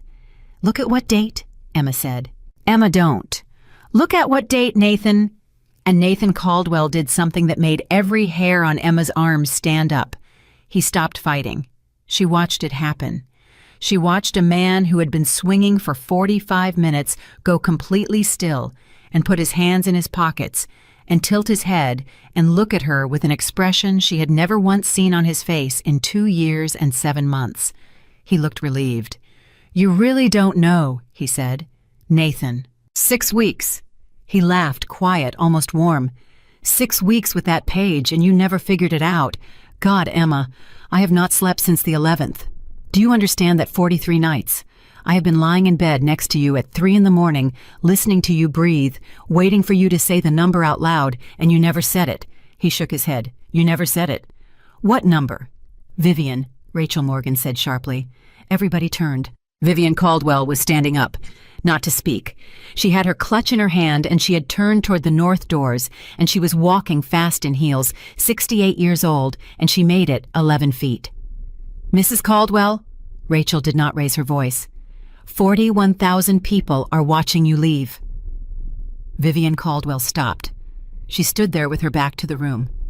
"Sit down, Mother," Nathan said. "Nathan, sit down."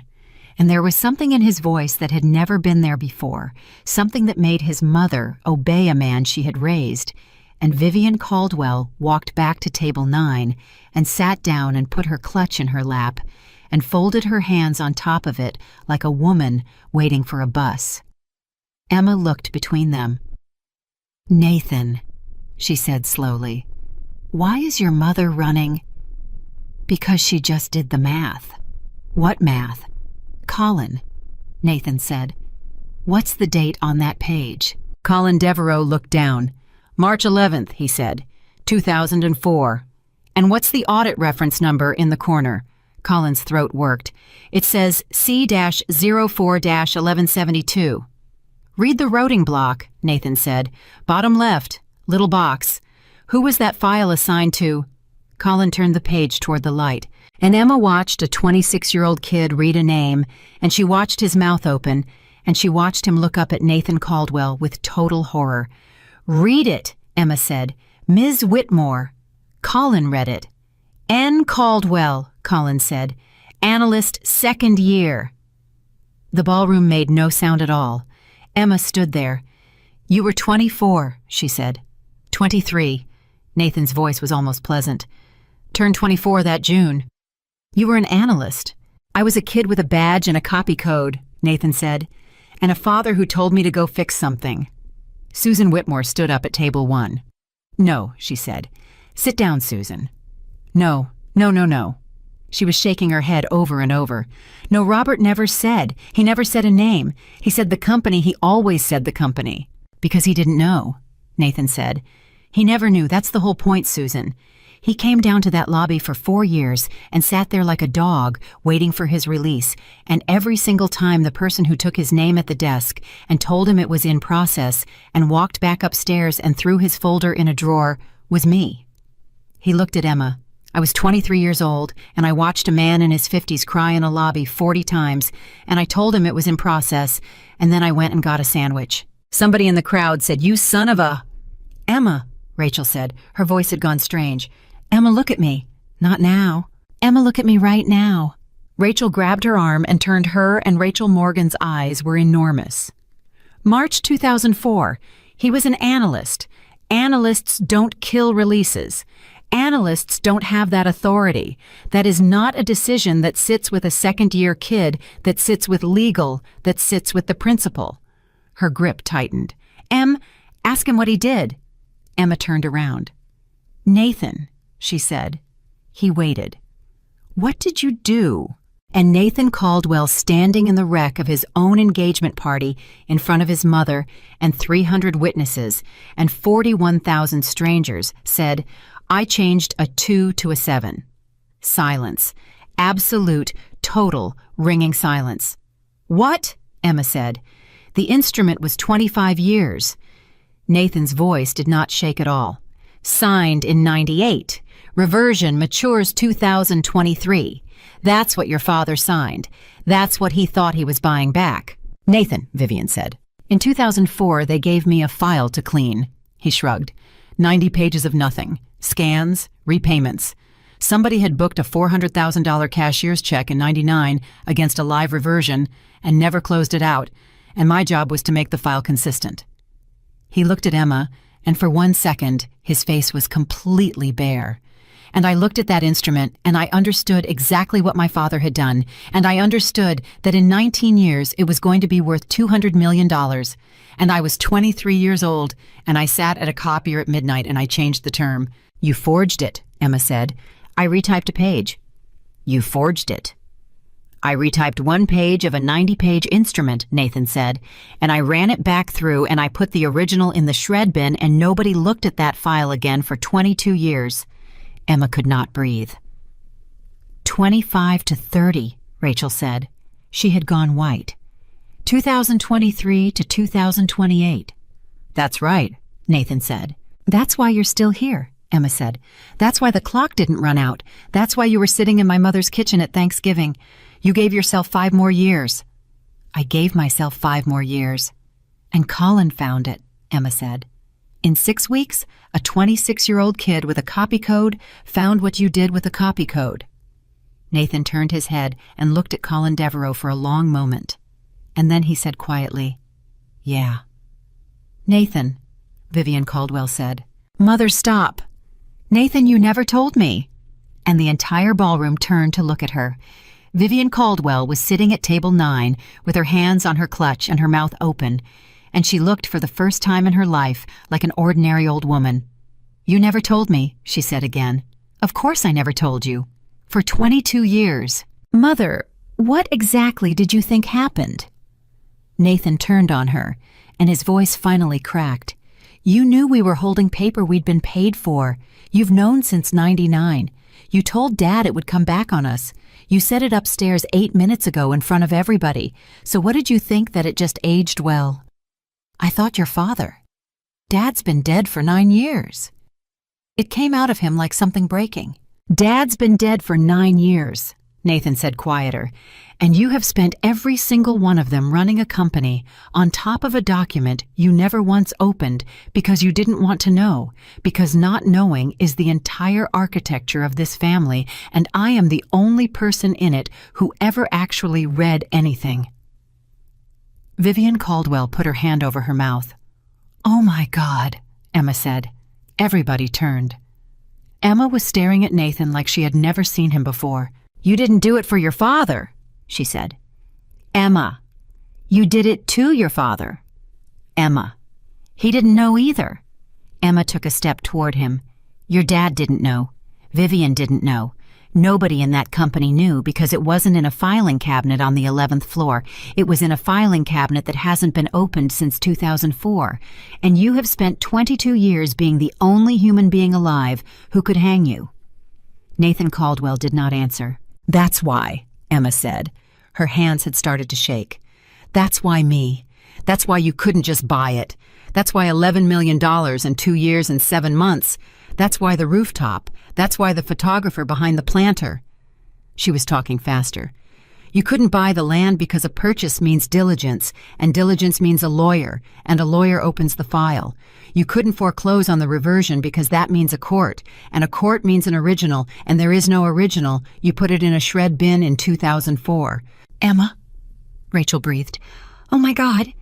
So the only way, Emma said, the only way on this entire earth to get that land without anybody ever opening that instrument was to have someone hand it to you. Yes, Nathan said, to have someone give it to you. Yes.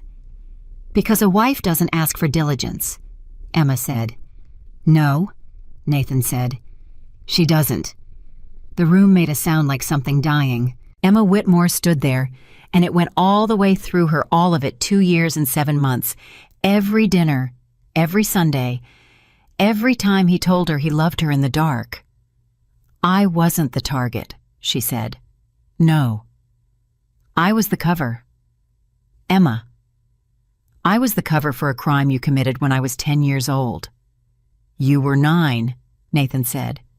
And Emma Whitmore hit him. Nobody expected it. Not one person in that ballroom, not the 41,000, not Rachel, not Emma herself. She crossed 4 feet of parquet, and she slapped Nathan Caldwell across the face with everything she had in her body, and the sound of it hit the ceiling exactly the way the first one had 52 minutes earlier. The room did not cheer. That was the thing. Emma had expected the room to cheer. Some part of her had wanted it to, and it did not. 300 people watched a woman hit a man and made no sound at all, and Emma stood there with her palm on fire and her chest heaving and understood that she had just handed him 10 seconds of video. She turned around. Every phone in that ballroom was on her. Emma, Rachel said carefully. I know. I know, Rachel. And Nathan Caldwell started to laugh. He touched his mouth and looked at his fingers, and there was nothing on them, and he laughed, and it was the ugliest sound of the entire night. There it is, he said. Nathan.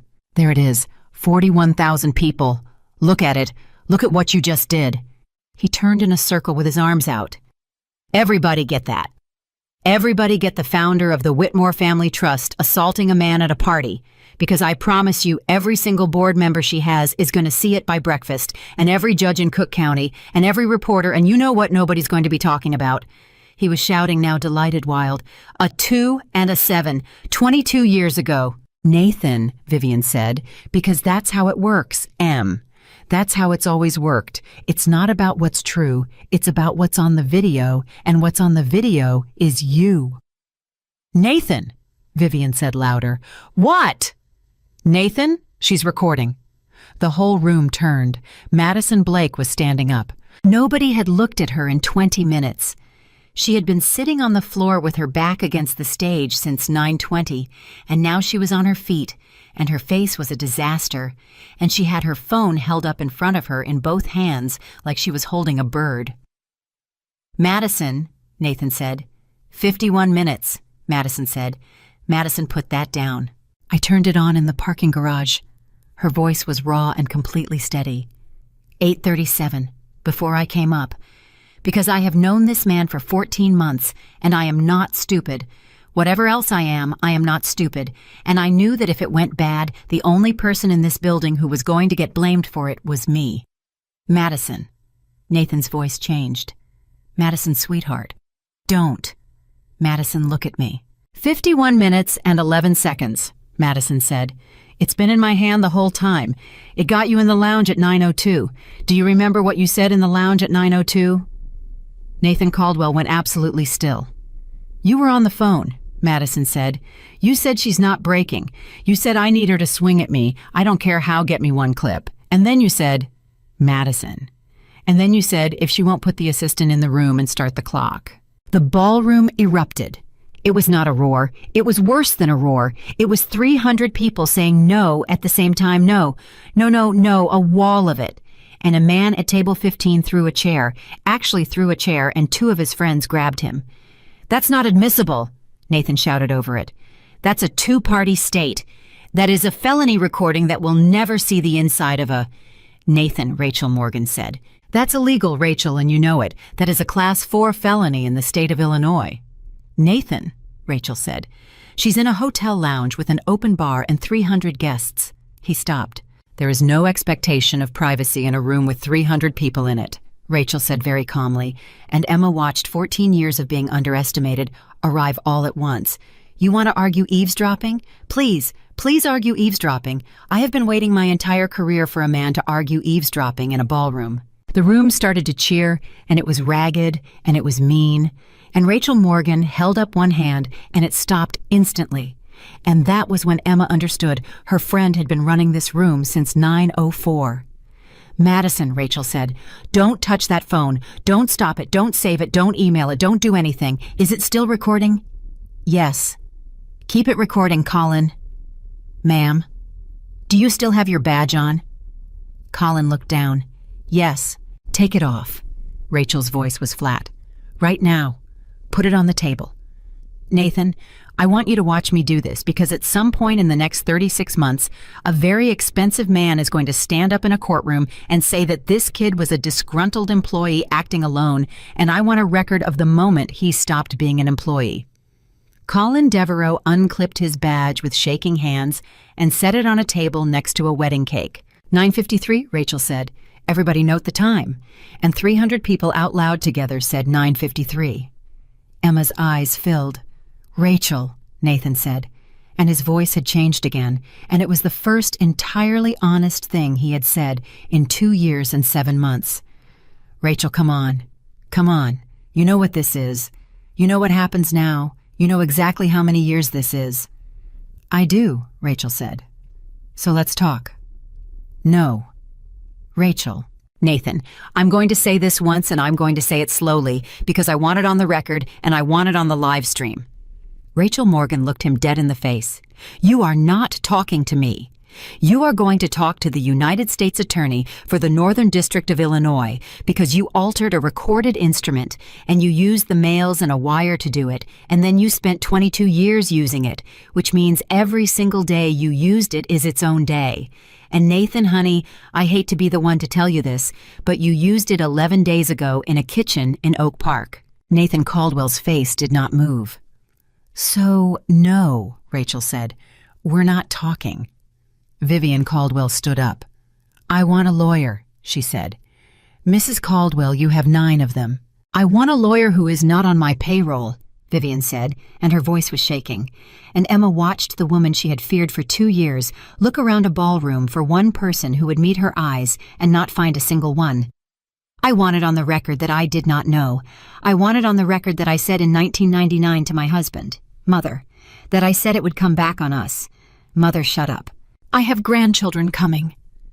It tore out of her, and it was the most human sound Vivian Caldwell had ever made, and it silenced the room. "Your sister is due in October. Do you understand what you've done? Do you understand what her name is going to be for the rest of her life? Caldwell. Caldwell Nathan. That's all we ever actually had. That's the whole thing. That's the only thing your grandfather ever gave any of us." "Vivian," Emma said. Vivian Caldwell turned, and Emma Whitmore, standing in the ruin of her own engagement party, with a handprint on her cheek and her palm still burning from a slap she would regret for a year, said the thing that ended Vivian Caldwell. "My father sat in your lobby for 4 years, she said. Vivian's mouth opened. 4 years, Emma said. 40 visits. He kept a folder in his truck, and every single time he went home to my mother and told her it went fine. Her voice broke. He died still thinking he was a liar. He died 4 years ago, thinking he had done something dirty to save his family, and he had it in a box in the garage, and I found that box after the funeral, and I couldn't open it, and it's still in my mother's basement, and I could have opened it any day for 4 years. Emma, Susan said. He paid it back, Vivian. Emma was crying now openly, and she did not care. In February of '99, he borrowed $41,000 off my uncle's retirement and $6,000 off a woman who bought bread on Fridays, and he paid you back every dollar, and you took the money and you kept the paper, and your son changed a 2 to a 7, and my father died thinking he was a bad man. The ballroom was silent. He wasn't a bad man, Emma said. He was a scared one. There's a difference. And you people took 27 years off his life because you couldn't tell the difference either. Terrence Whitmore was crying at table 11 with both hands over his face. Uncle Terry, Emma said. He could not answer. Uncle Terry, look at me. He looked up. You gave him $41,000, Emma said, in 1999. That was your whole retirement. It was a loan, Terrence said. It was a loan. I never. Did he pay you back? Terrence Whitmore's face crumpled. Every month, he said, for 11 years, a check in the mail, $291.66. Every single month for 11 years, and he never missed one, and I told him to stop, and he wouldn't stop. He wiped his face with his sleeve. The last one came 4 months before he died. He wrote on the memo line. He wrote, "That's it, Terry. We're square." The room came apart. Emma turned around. Colin, she said. Ma'am. Page 206, turn it over. Colin Devereaux blinked. What? Turn it over, Emma said. And every single person in that ballroom watched a 26-year-old kid turn a piece of paper over and stop and go completely white. Ms. Whitmore, he said, what's on the back? He swallowed.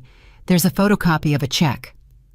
Rachel Morgan came out of her chair so fast she knocked it over. Read it, Emma said. Cashier's check, Colin said. First Chicago, February 11th, 1999. $400,000 and no cents. Remitter Robert J. Whitmore. He looked up and his eyes were streaming. It's stamped paid, and it's got a deposit endorsement on the back, and the endorsement says Caldwell Development Group, and there's a signature. Whose signature? Emma said. Colin held it up to the light, and in a room of 300 people, he read a name off the back of a 27-year-old check. V. Caldwell, he said. Vivian Caldwell sat down. She did not fall. She did not faint. She sat down at table 9 and folded her hands on her clutch and looked straight ahead at nothing, and Emma watched 40 years of a woman's story end in complete silence. You cashed it, Emma said. Nothing. Vivian, you cashed it yourself. Nothing. You told this room 11 minutes ago that it was your husband's decision, Emma said, and your name is on the back of the check. And Vivian Caldwell, 68 years old, said the last thing she ever said in public. I was the bookkeeper, she said. Nobody laughed. Nobody made a sound. That's what I was, she said to nobody to the tablecloth. For 50 years. That's all I ever was. He signed the front and I signed the back. That was the arrangement. She looked up and her eyes were dry and empty.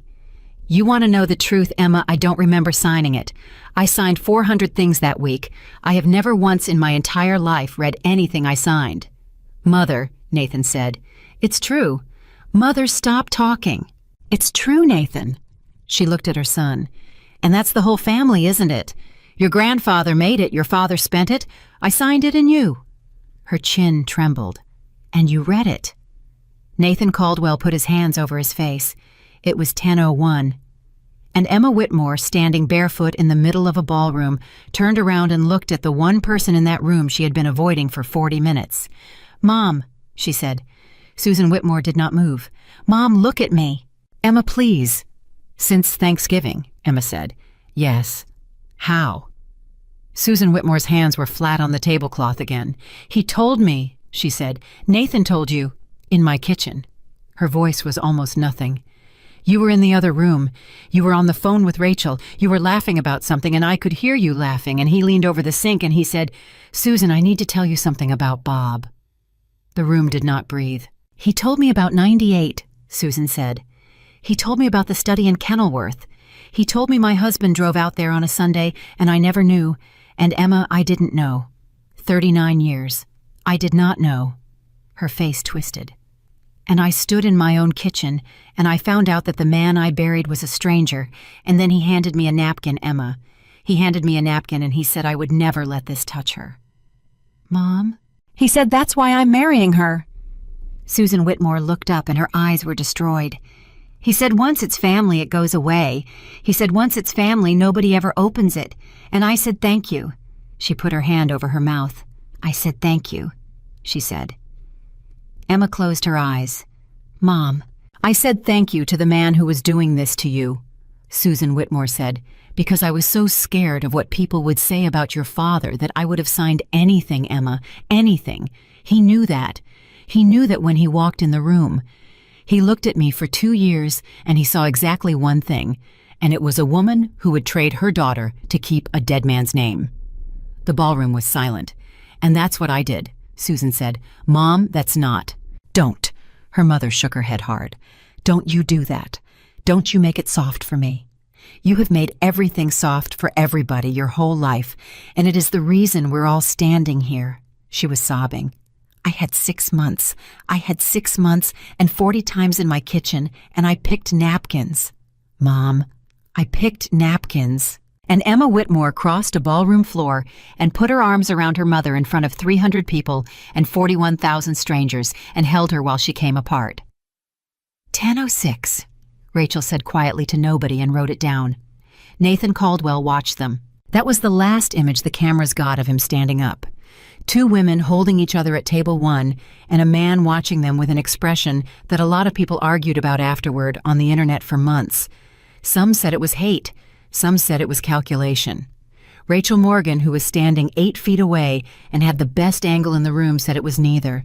She said it was hunger. She said Nathan Caldwell looked at those 2 women holding each other the way a man looks through a window at a house he has never been inside of, and did not understand what he was seeing, and never had not once, not for 2 years and 7 months. Emma, he said. Emma did not turn around. Emma, I need you to hear one thing. No. 10 seconds. Nathan, no. I never lied about the rooftop. The ballroom went still. Emma stood up very slowly and turned around. What did you say? Everything else. He was breathing hard. The file, the timeline, Madison, all of it fine. It's mine. I did it. But not the rooftop. You want to know why there's a photographer behind the planter? Because I asked for one. Because I wanted it. Because I was standing on a roof in October, and you said yes before I finished the sentence, and I... Nathan, Rachel said, and I wanted a picture of it. Nathan, Emma said, it's a line item. I know it's a line item. It's on page 19. I know it's on page 19. He was screaming now, and it was the last of him, and 300 people watched it come out. I wrote page 19.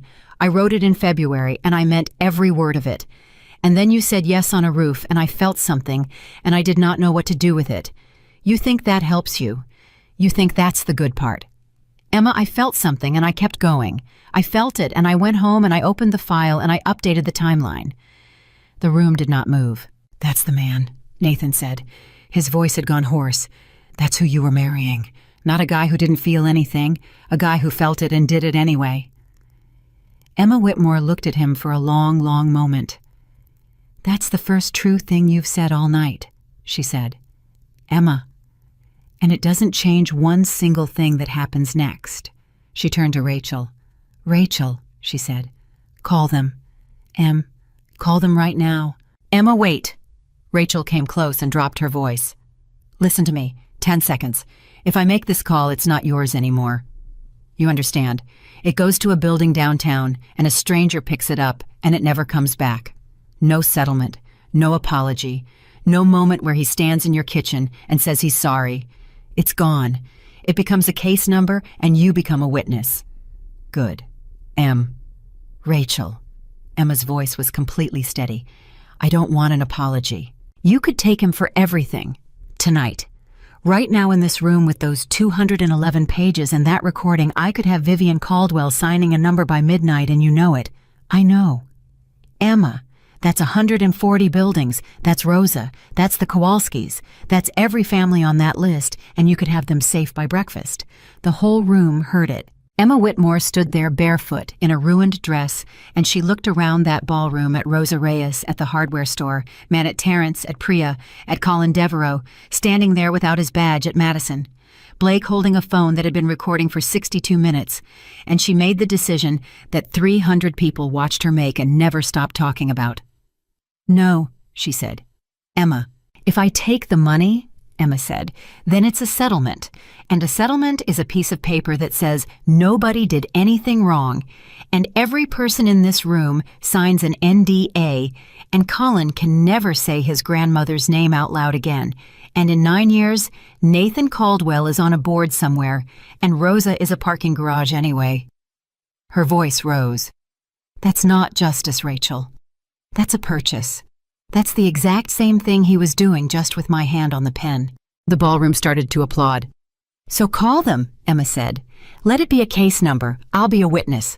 I'll be a witness for the next 4 years if that's what it takes, and I will sit in that box every single day, and I will say my father's name out loud in a federal courtroom with a record of it forever."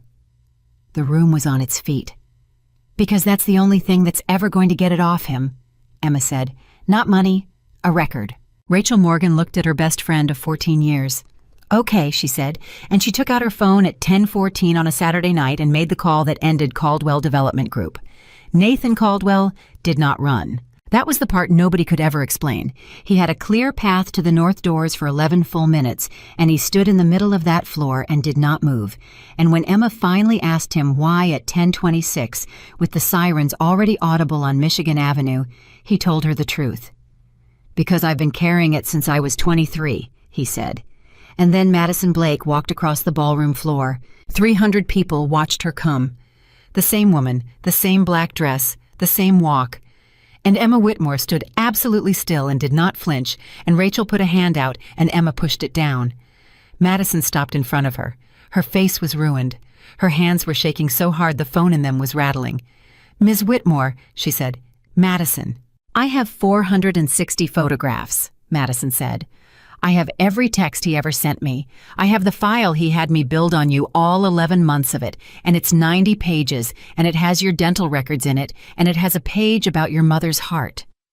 Emma did not speak. "And I have 62 minutes of tonight," Madison said. "Madison, I'll give you all of it."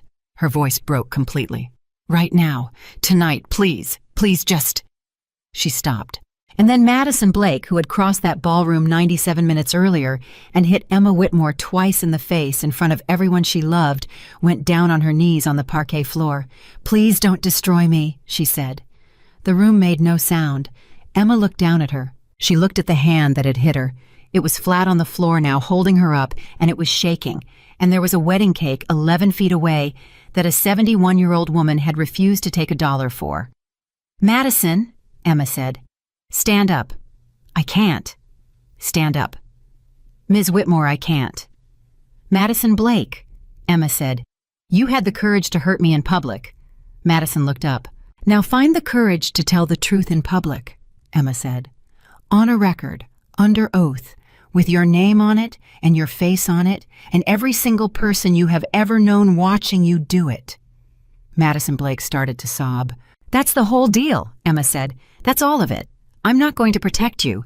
I'm not going to hide you. I'm not going to say one word for you."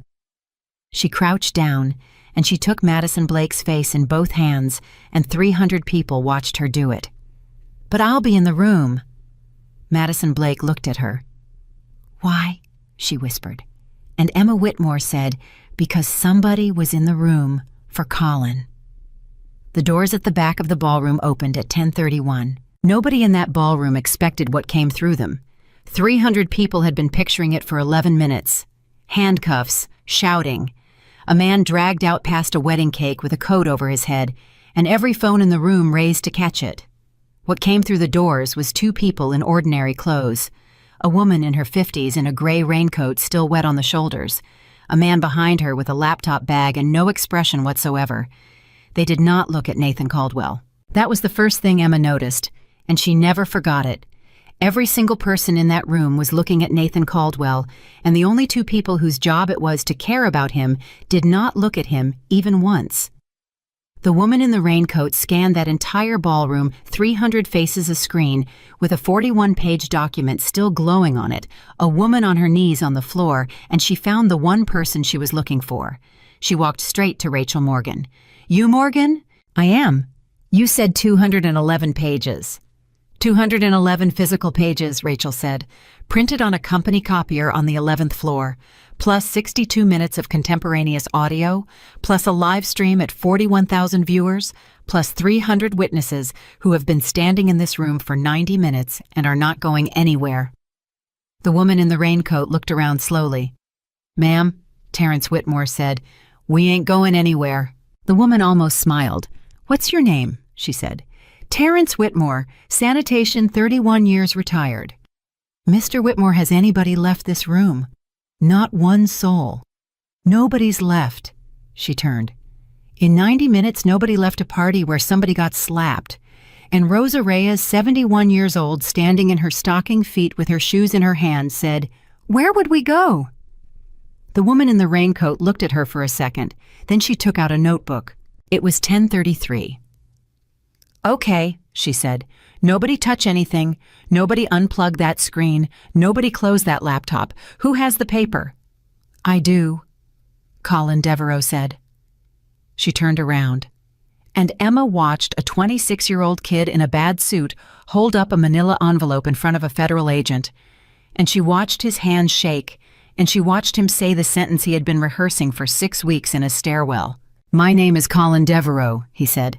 "I sent that document. On purpose. On the 11th of last month at 4:52 in the afternoon. Nobody told me to. Nobody paid me. It was me." The woman took the envelope with both hands. "Son," she said, "did anybody in this building threaten you tonight?" Colin opened his mouth, and Priya at table 14 stood up. "There were 2 men in conference room B at 9:30, she said, and her voice cracked in the middle of it. "On the 11th floor. 4 blocks from here. They were waiting for him. They're probably still there." The woman in the raincoat turned her head very slightly toward the man with the laptop bag. He was already walking. He was on his phone before he cleared the doors, and Emma heard exactly 3 words of it, and they were, "It's still running." The ballroom made a sound. "Ma'am," the agent turned back to Rachel. "You made the call at 10:14. 10:14. It's 10:34. I know what time it is. Ma'am, I want to be very clear with you, and with all of you, because I can see 41,000 people are watching me do my job." She raised her voice slightly. "Nobody is getting arrested tonight." The room erupted. It was not anger. It was worse. It was the sound of 300 people who had been standing up for 90 minutes, finding out that the thing they had been standing up for was not going to happen in front of them. "No, no," Rosa Reyes said. "No, no, no. Ma'am, he is right there. Ma'am, I know. He is standing right there. Ma'am?" The woman in the raincoat waited until it went quiet, and it took a while. "You want him arrested tonight, I can do that. I can put a man in a car in front of 41,000 people, and it will be the best video any of you have ever seen in your lives, and I promise you he will be home in his own bed by Tuesday, and he will have 9 lawyers by Wednesday, and in 4 years a jury will look at a video of a party and decide this was a fight about a wedding." The room went silent. "Or," she said, "you let me do it slow." Emma Whitmore said, "Do it slow." Everybody turned. "Ms. Whitmore." "Do it slow," Emma said. "Do it right. Take 4 years. Take 6. I don't care." Her voice did not shake at all. "I've waited 43 days. My father waited 4 years in your lobby, Vivian. I can wait." Vivian Caldwell did not respond. She had not moved since 10:01. She sat at table 9 with her clutch in her lap and her hands folded on top of it, and she stared straight ahead at nothing. And she stayed exactly like that for another 40 minutes, while agents walked around her, taking photographs of tablecloths. Emma looked at her once and felt nothing at all. That scared her more than the slap had. At 10:41, a man in a black polo named Devin, 22 years old, who ran the AV cart, walked up to a federal agent and said, "Ma'am, I've got the whole thing." She turned around. "You've got what?" "The house cameras," Devin said.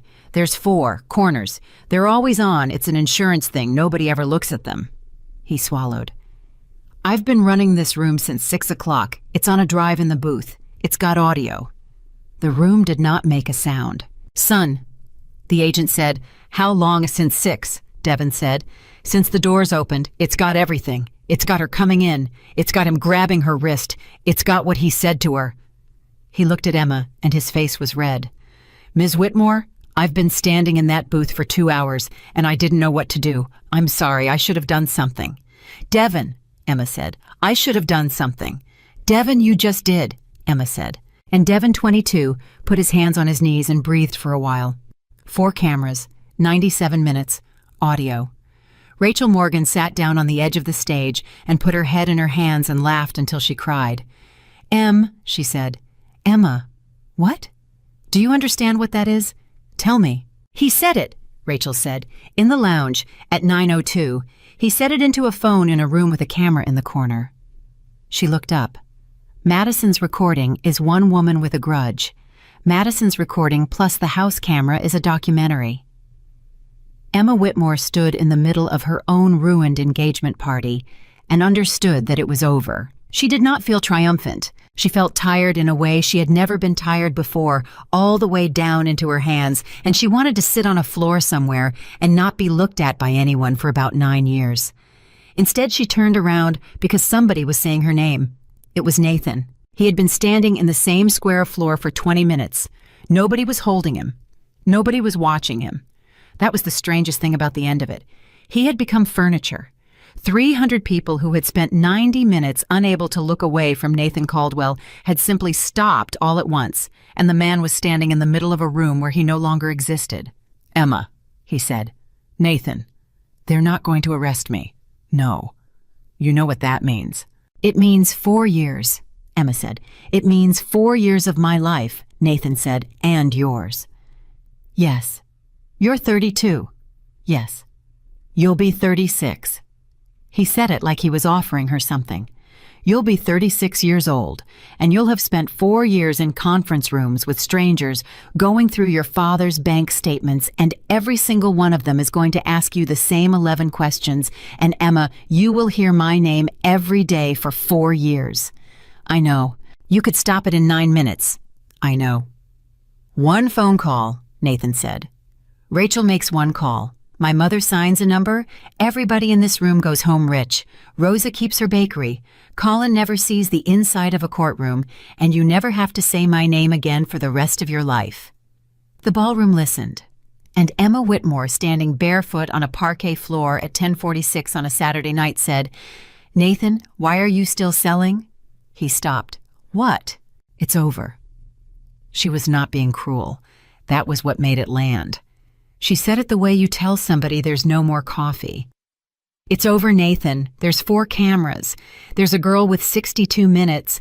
There's a kid with 211 pages. There's your mother's signature on the back of a 27-year-old check. It's over, and you're still working the room, and I've watched you do this for 2 years and 7 months, and I've never once seen you stop. Emma, do you know how, what? To stop, Emma said. Do you know how to stop?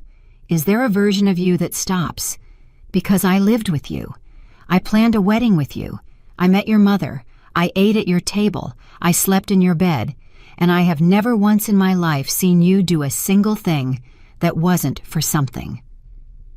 Nathan Caldwell stood there. The rooftop, he said. Nathan, the rooftop wasn't for something. You hired a photographer. And Nathan Caldwell opened his mouth to answer, and nothing came out. That was the last thing Emma ever said to him. Not in the whole story, not literally.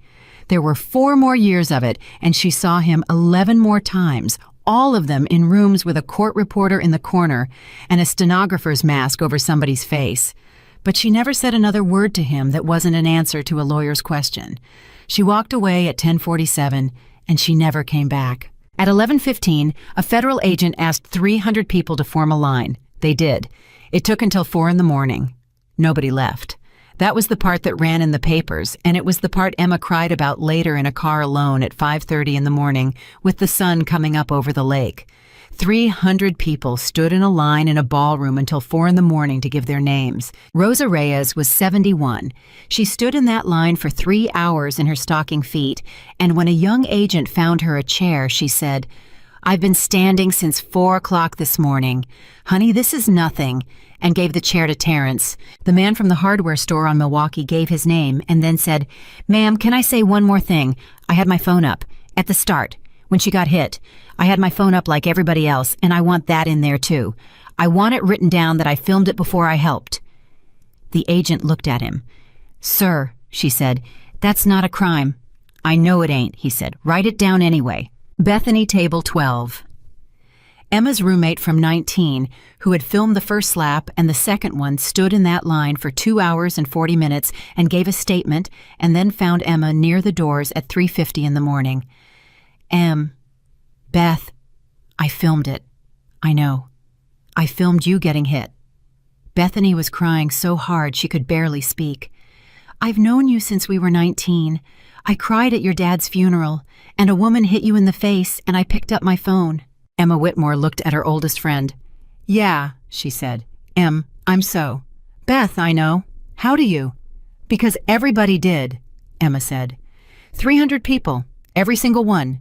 Including you, including the guy from the hardware store, including my cousin's kid who started a live stream and forgot to turn it off. She was too tired to be angry. She would be angry later for about a year, and then she would stop. "Beth, that live stream is the reason he's going to prison." Bethany stared at her. "That's not," she said, "that doesn't make it okay." "No," Emma agreed. "It doesn't." And that was the truest thing either of them ever said about that night, and they stayed friends for the rest of their lives, and neither of them ever pretended it was okay. The story went national in 11 hours. Not because of the file, not because of the fraud. Nobody outside of Chicago cared about a reversionary interest in a real estate instrument, and Emma understood that immediately, and it made her furious, and she never got over it. It went national because of the slap. 900,000 views by dawn. 4 million by Sunday night. Somebody cut a 14-second clip of Madison Blake crossing the ballroom in a black dress and hitting a woman twice in the face and set it to music, and it did 11 million on its own. Emma Whitmore woke up on Sunday at 11 in the morning in her mother's guest room and had 6,000 messages. She read 4. Then she gave her phone to Rachel and did not touch one for 9 months. Rachel said on Sunday afternoon in Susan Whitmore's kitchen with the shades down, "Listen, 2 things. First one's bad." "Okay?" "You slapped him." "I know." "On 4 cameras," Rachel said, "in front of 300 people and 41,000 strangers, and that clip is doing very well right now." Emma put her face in her hands. "How bad?" "Depends who you ask." Rachel sat down across from her. "The internet, it's the best thing that's ever happened. 2.1 million people think you're a hero. That's the problem." "Why is that the problem?" "Because Nathan Caldwell's lawyer is going to stand up in 3 years," Rachel said, "and play that clip and say, 'Ladies and gentlemen, this is a woman who assaults people, and this whole thing is a jilted fiancé's revenge.' And Emma, some percentage of a jury is going to feel that in their stomach before they think about it." Emma sat there. "Did I ruin it?" "No." "Rachel." "No." Rachel reached across the table and took her hand. "You didn't ruin it. You made it harder, that's all." "Emma, listen to me. You know why you didn't ruin it." "Why?" "Because you did it after." Emma looked up. "You didn't swing at 9:03, Rachel said. "That's what he needed. He needed you to swing in the first 30 seconds before there was a file on a screen, before Colin, before Terrence, before the check. He needed one clip with no context." She squeezed her hand.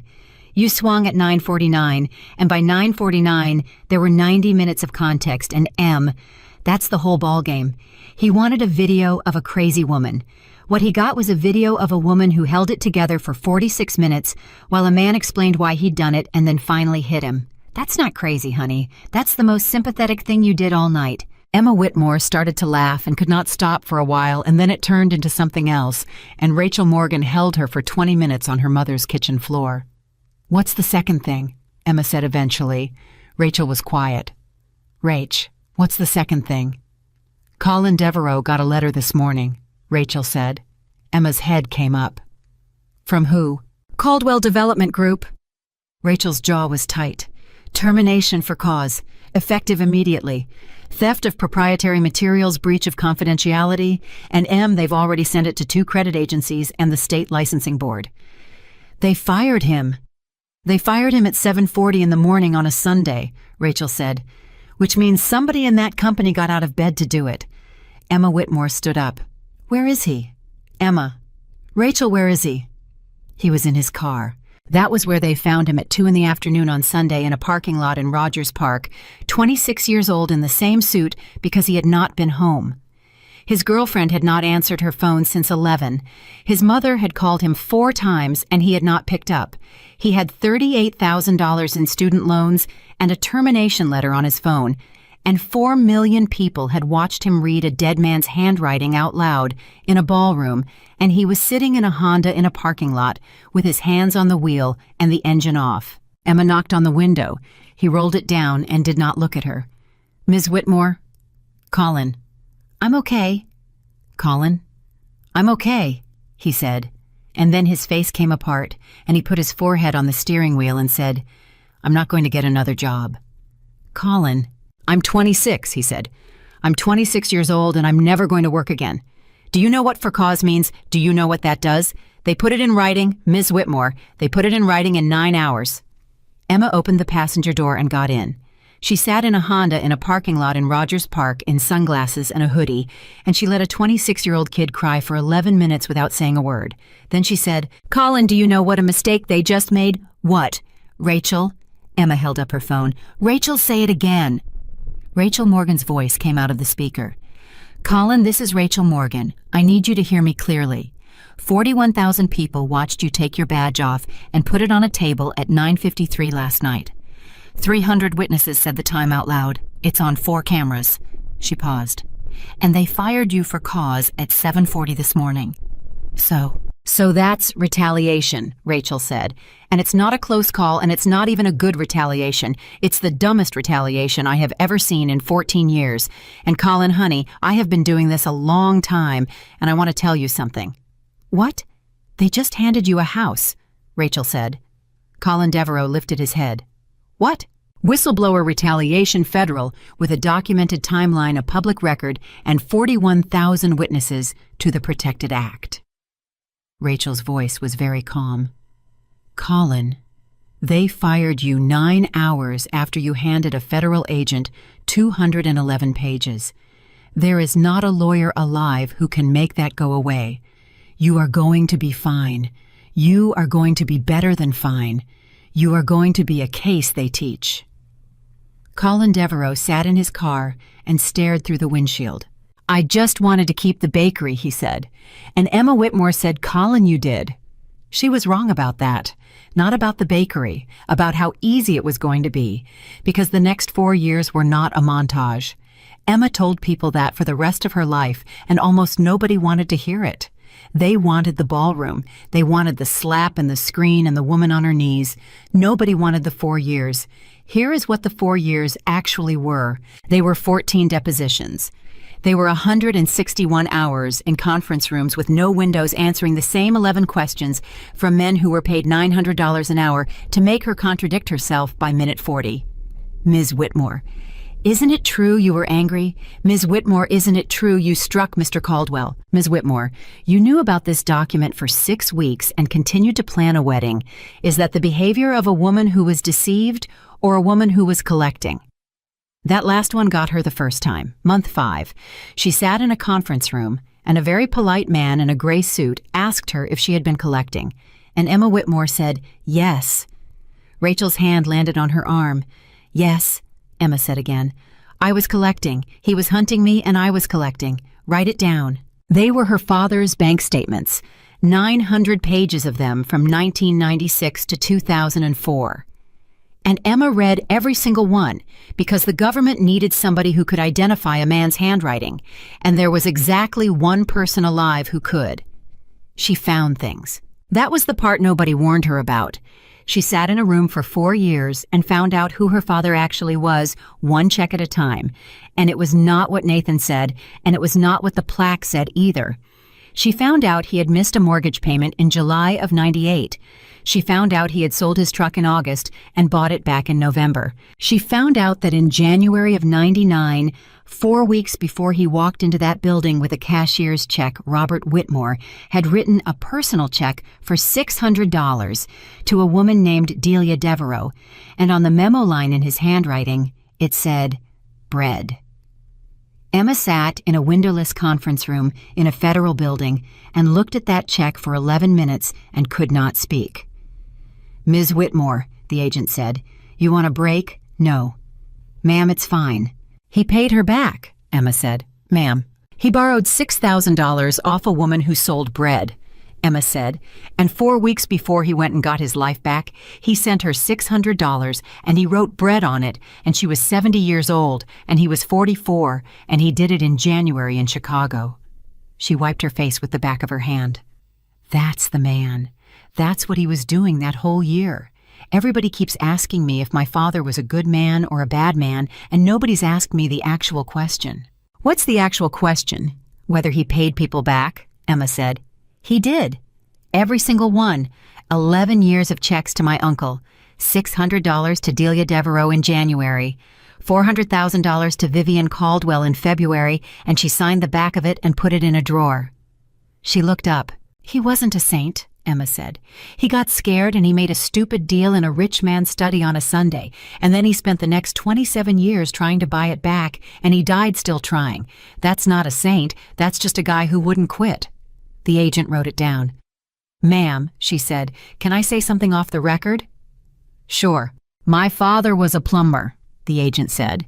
41 years. He borrowed money from his brother in '86, and he never paid it back, and he died, and my uncle didn't come to the funeral." She closed her notebook. "Your dad paid people back for 27 years, while a bunch of people in a tower told him it was in process." "Ms. Whitmore, I've been doing this for 19 years. That's not nothing." Emma Whitmore cried in a federal building for the first and last time. Madison Blake testified for 6 days. She did it with her name on it and her face on it, exactly the way Emma had said. No screen, no pseudonym, no deal. She sat in a chair and said out loud that she had built a 90-page file on a woman she had never met, that she had been paid $11,000 a month to do it, that she had read Emma Whitmore's dental records and looked at photographs of her mother, and that on a Tuesday in a hotel bar, a man had written her a speech and told her it was a kindness. On day 4, a lawyer asked her why she had hit Emma twice. Madison Blake sat there for a long time. "Because the first one didn't work," she said. "Ms. Blake, I hit her the first time and she just stood there," Madison said. "And I'd been waiting 11 months to hit her, and I'd practiced it in a parking garage, and I hit her, and she just stood there and looked at me, and I thought, oh no, she's not going to do it." She was crying. "She wasn't going to give me anything. She wasn't going to scream or cry or hit me back, and I needed her to, because if she just stood there, then I was just a woman who hit somebody at a party." Her voice broke. "So I hit her again, to make her be what I needed her to be, and she still didn't do it." The courtroom was silent. "Ms. Blake," the lawyer said, "did you understand at that moment that you were being used?" "No," Madison said. "I understood it 30 minutes later when she showed my name on a screen under the word contingency, and I found out he'd hired me 4 months before he met me." She got 18 months. She served 11. She has never once said it was unfair. She sat for 4 interviews in 7 years and turned down $240,000 for a book. And the one thing she has said every single time in exactly the same words is, "I hit a woman twice in the face in front of her mother because a man told me it would feel good. It didn't. Please don't make me the interesting part of this." Emma Whitmore was in the room when they sentenced her. She did not speak. She did not testify for her. She did not ask for leniency. She sat in the 3rd row with her hands in her lap, and she was there, and when Madison Blake turned around and found her, Emma nodded once, and that was all, and Madison Blake put both hands over her face. Nathan Caldwell was indicted on a Thursday, 41 counts. He was 46 years old. He never took the stand. His lawyers wanted the slap. They played it 3 times. They played 14 seconds of a woman in a ruined dress hitting a man across the face, and they said the words jilted and vengeful and humiliated, and they said it well, and for about 9 days, everybody who followed the trial thought it might actually work. Then the government played the house camera. Corner 3, 97 minutes, audio. They did not play the slap. They played 9:02 in the lounge, a man on a phone saying she's not breaking, I need her to swing at me, I don't care how, get me one clip. Then they played 9:49. Then they let the jury sit with it. It took them 6 hours, guilty on 34 counts, 14 years. The reversionary instrument was voided in a civil ruling 11 weeks later on the grounds that the operative document was a forgery executed by a second-year analyst in March of 2004, and the court noted in a footnote that Emma Whitmore had laminated and hung in a hallway that the original obligation had been satisfied in full by cashier's check on February 11, 1999, and that the release had been wrongfully withheld for 27 years. 140 parcels. Every single one. Vivian Caldwell was never charged. Emma expected that to destroy her, and it did for a while, for about a year. Vivian Caldwell testified under immunity for 2 days and said 40 separate times in a voice like a dial tone, I don't recall. She was 69 years old. She sold the house in Kenilworth. Her daughter's baby was born in October, and the birth announcement did not use the family name. Emma saw her exactly once more 4 years later in a grocery store on the north side in the cereal aisle on a Tuesday. Vivian Caldwell looked at her. Emma looked back. Neither of them said one word, and they both walked out, and Emma sat in her car in the parking lot for 20 minutes and did not cry and did not feel anything at all, and that was the ending, and she never got a better one, and eventually she stopped wanting one. Colin Devereaux settled for an amount that Rachel Morgan is contractually prohibited from saying out loud. Rachel Morgan says it out loud constantly. He's fine, she tells people with an enormous grin. He's so fine. He's the finest man in Illinois. Colin bought his mother a house. He paid off Priya's loans, and Priya married him 4 years later. And Rosa Reyes made the cake and refused to take $1 for it. And Emma Whitmore stood up in a church and made a toast that ran 9 minutes and 30 seconds and made 200 people cry. He works for a nonprofit now. Compliance. He makes about a third of what he could. Somebody asked him why once at a conference in front of 400 people. Because in 2004, Colin said a 23-year-old kid sat at a copier at midnight with a document nobody was ever going to check, and he changed a 2 to a 7, and 22 years later, an old woman almost lost a bakery. He shrugged. Somebody's got to check, he said. The community center opened on a Saturday in June. It was not a new building. That was Emma's whole point, and she fought the board for 11 months about it.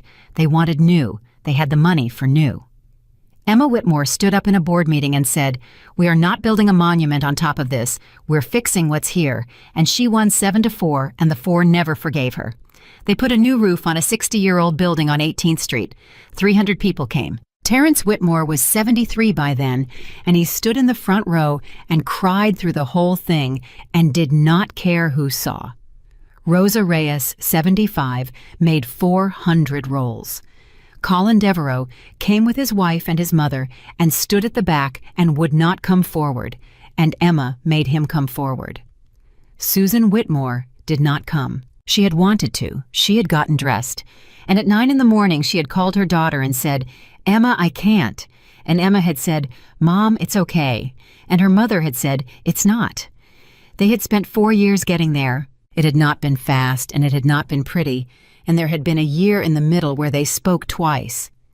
Emma would tell people years later that forgiving Nathan Caldwell would have been easy compared to forgiving her mother, because Nathan had never been real, and her mother had been real her entire life. What did it in the end was not a conversation.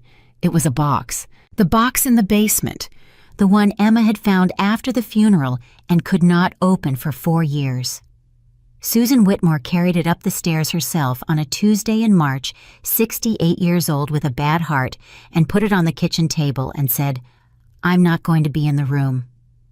Emma opened it alone. It was 40 visits. That was all it was. A cheap accordion folder, and inside it 40 parking receipts from a garage on Wacker, and 40 index cards, and on each card in her father's handwriting, a date, a name, and 4 words. March 9th, 2000.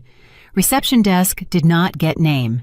In process, June 14th, 2000. Young man badge said N. Caldwell. In process, November 2nd, 2001. Same young man. In process. Emma Whitmore read 40 index cards at her mother's kitchen table. The last one was dated March 11th, 2004. Same young man. In process. He didn't look at me. And underneath it, in different ink, added later in the shaky handwriting of a man in his 60s who had been carrying something for a very long time, M. If they ever come for you, look at the date.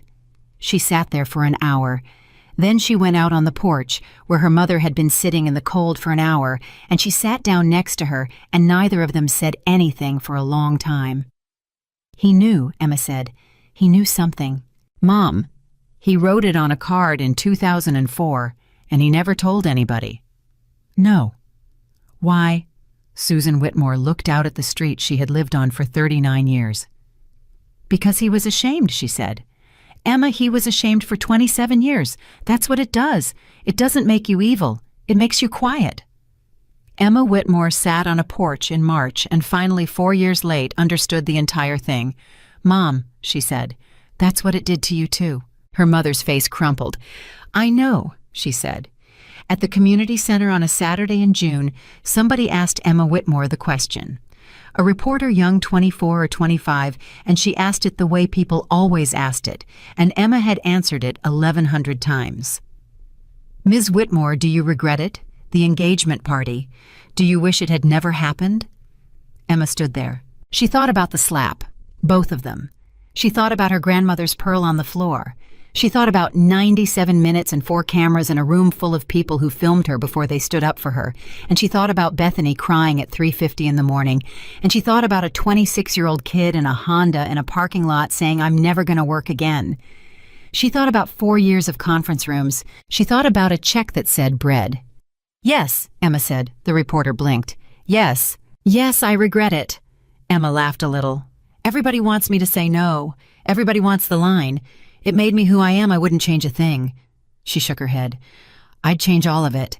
If you gave me a button right now that made none of it happen, I'd hit it so fast. I'd have my dad back. He'd have died a man who knew he was square. My mother would have had 4 years she didn't spend hating herself. Colin would have kept his job.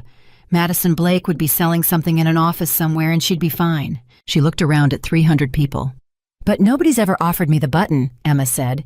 That's not one of the choices. The only choice anybody ever actually gets is what you do at 9:03 when your face is on fire and everybody you love has a phone up and the man you are going to marry is holding another woman's wrist and telling her she's ruining everything. Nobody made a sound. So no, Emma said. I don't regret finding out. I regret that it was true. She was quiet for a second. People keep telling me that night broke me, she said. It didn't. It didn't break anything. It just turned the lights on. Everything in that ballroom was already there at 8 o'clock.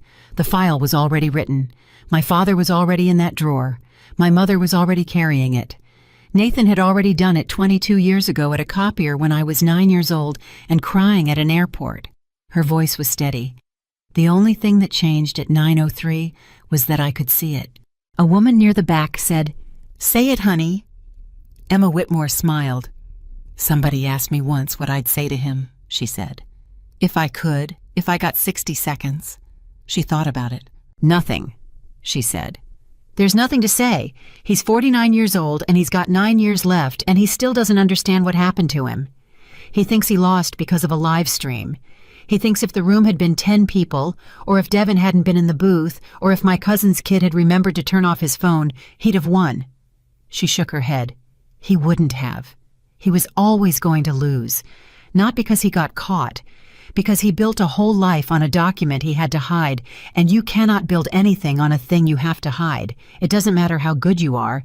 It's not strong enough to hold a house. She looked at Colin Devereaux standing in the back with his wife. She looked at Rosa Reyes, 75 years old, holding a tray.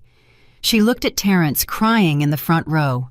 73 years old, $41,000 poorer for 27 years, and never once said a word about it to anybody. My father spent 27 years trying to buy back one afternoon, Emma said. And he never got it. He died still trying. And the people in that tower, they had everything. They had the money, the lawyers, the buildings, the name. They had all of it, and they lost every single thing they had in 97 minutes in a rented ballroom. She paused. "You want to know the difference," she said. "It's not that he was good and they were bad. That's a bedtime story. The difference is that my father spent 27 years paying people back, and they spent 27 years hoping nobody looked." The room was completely still. "That's it," Emma Whitmore said. "That's the whole thing. A person can survive being hurt. A person can survive being lied to and used and hit in the face twice in front of everybody they love. I'm standing here. I survived all of it." She looked out at 300 people. "But a lie can't survive one honest man with a copy code," she said, "and it never could."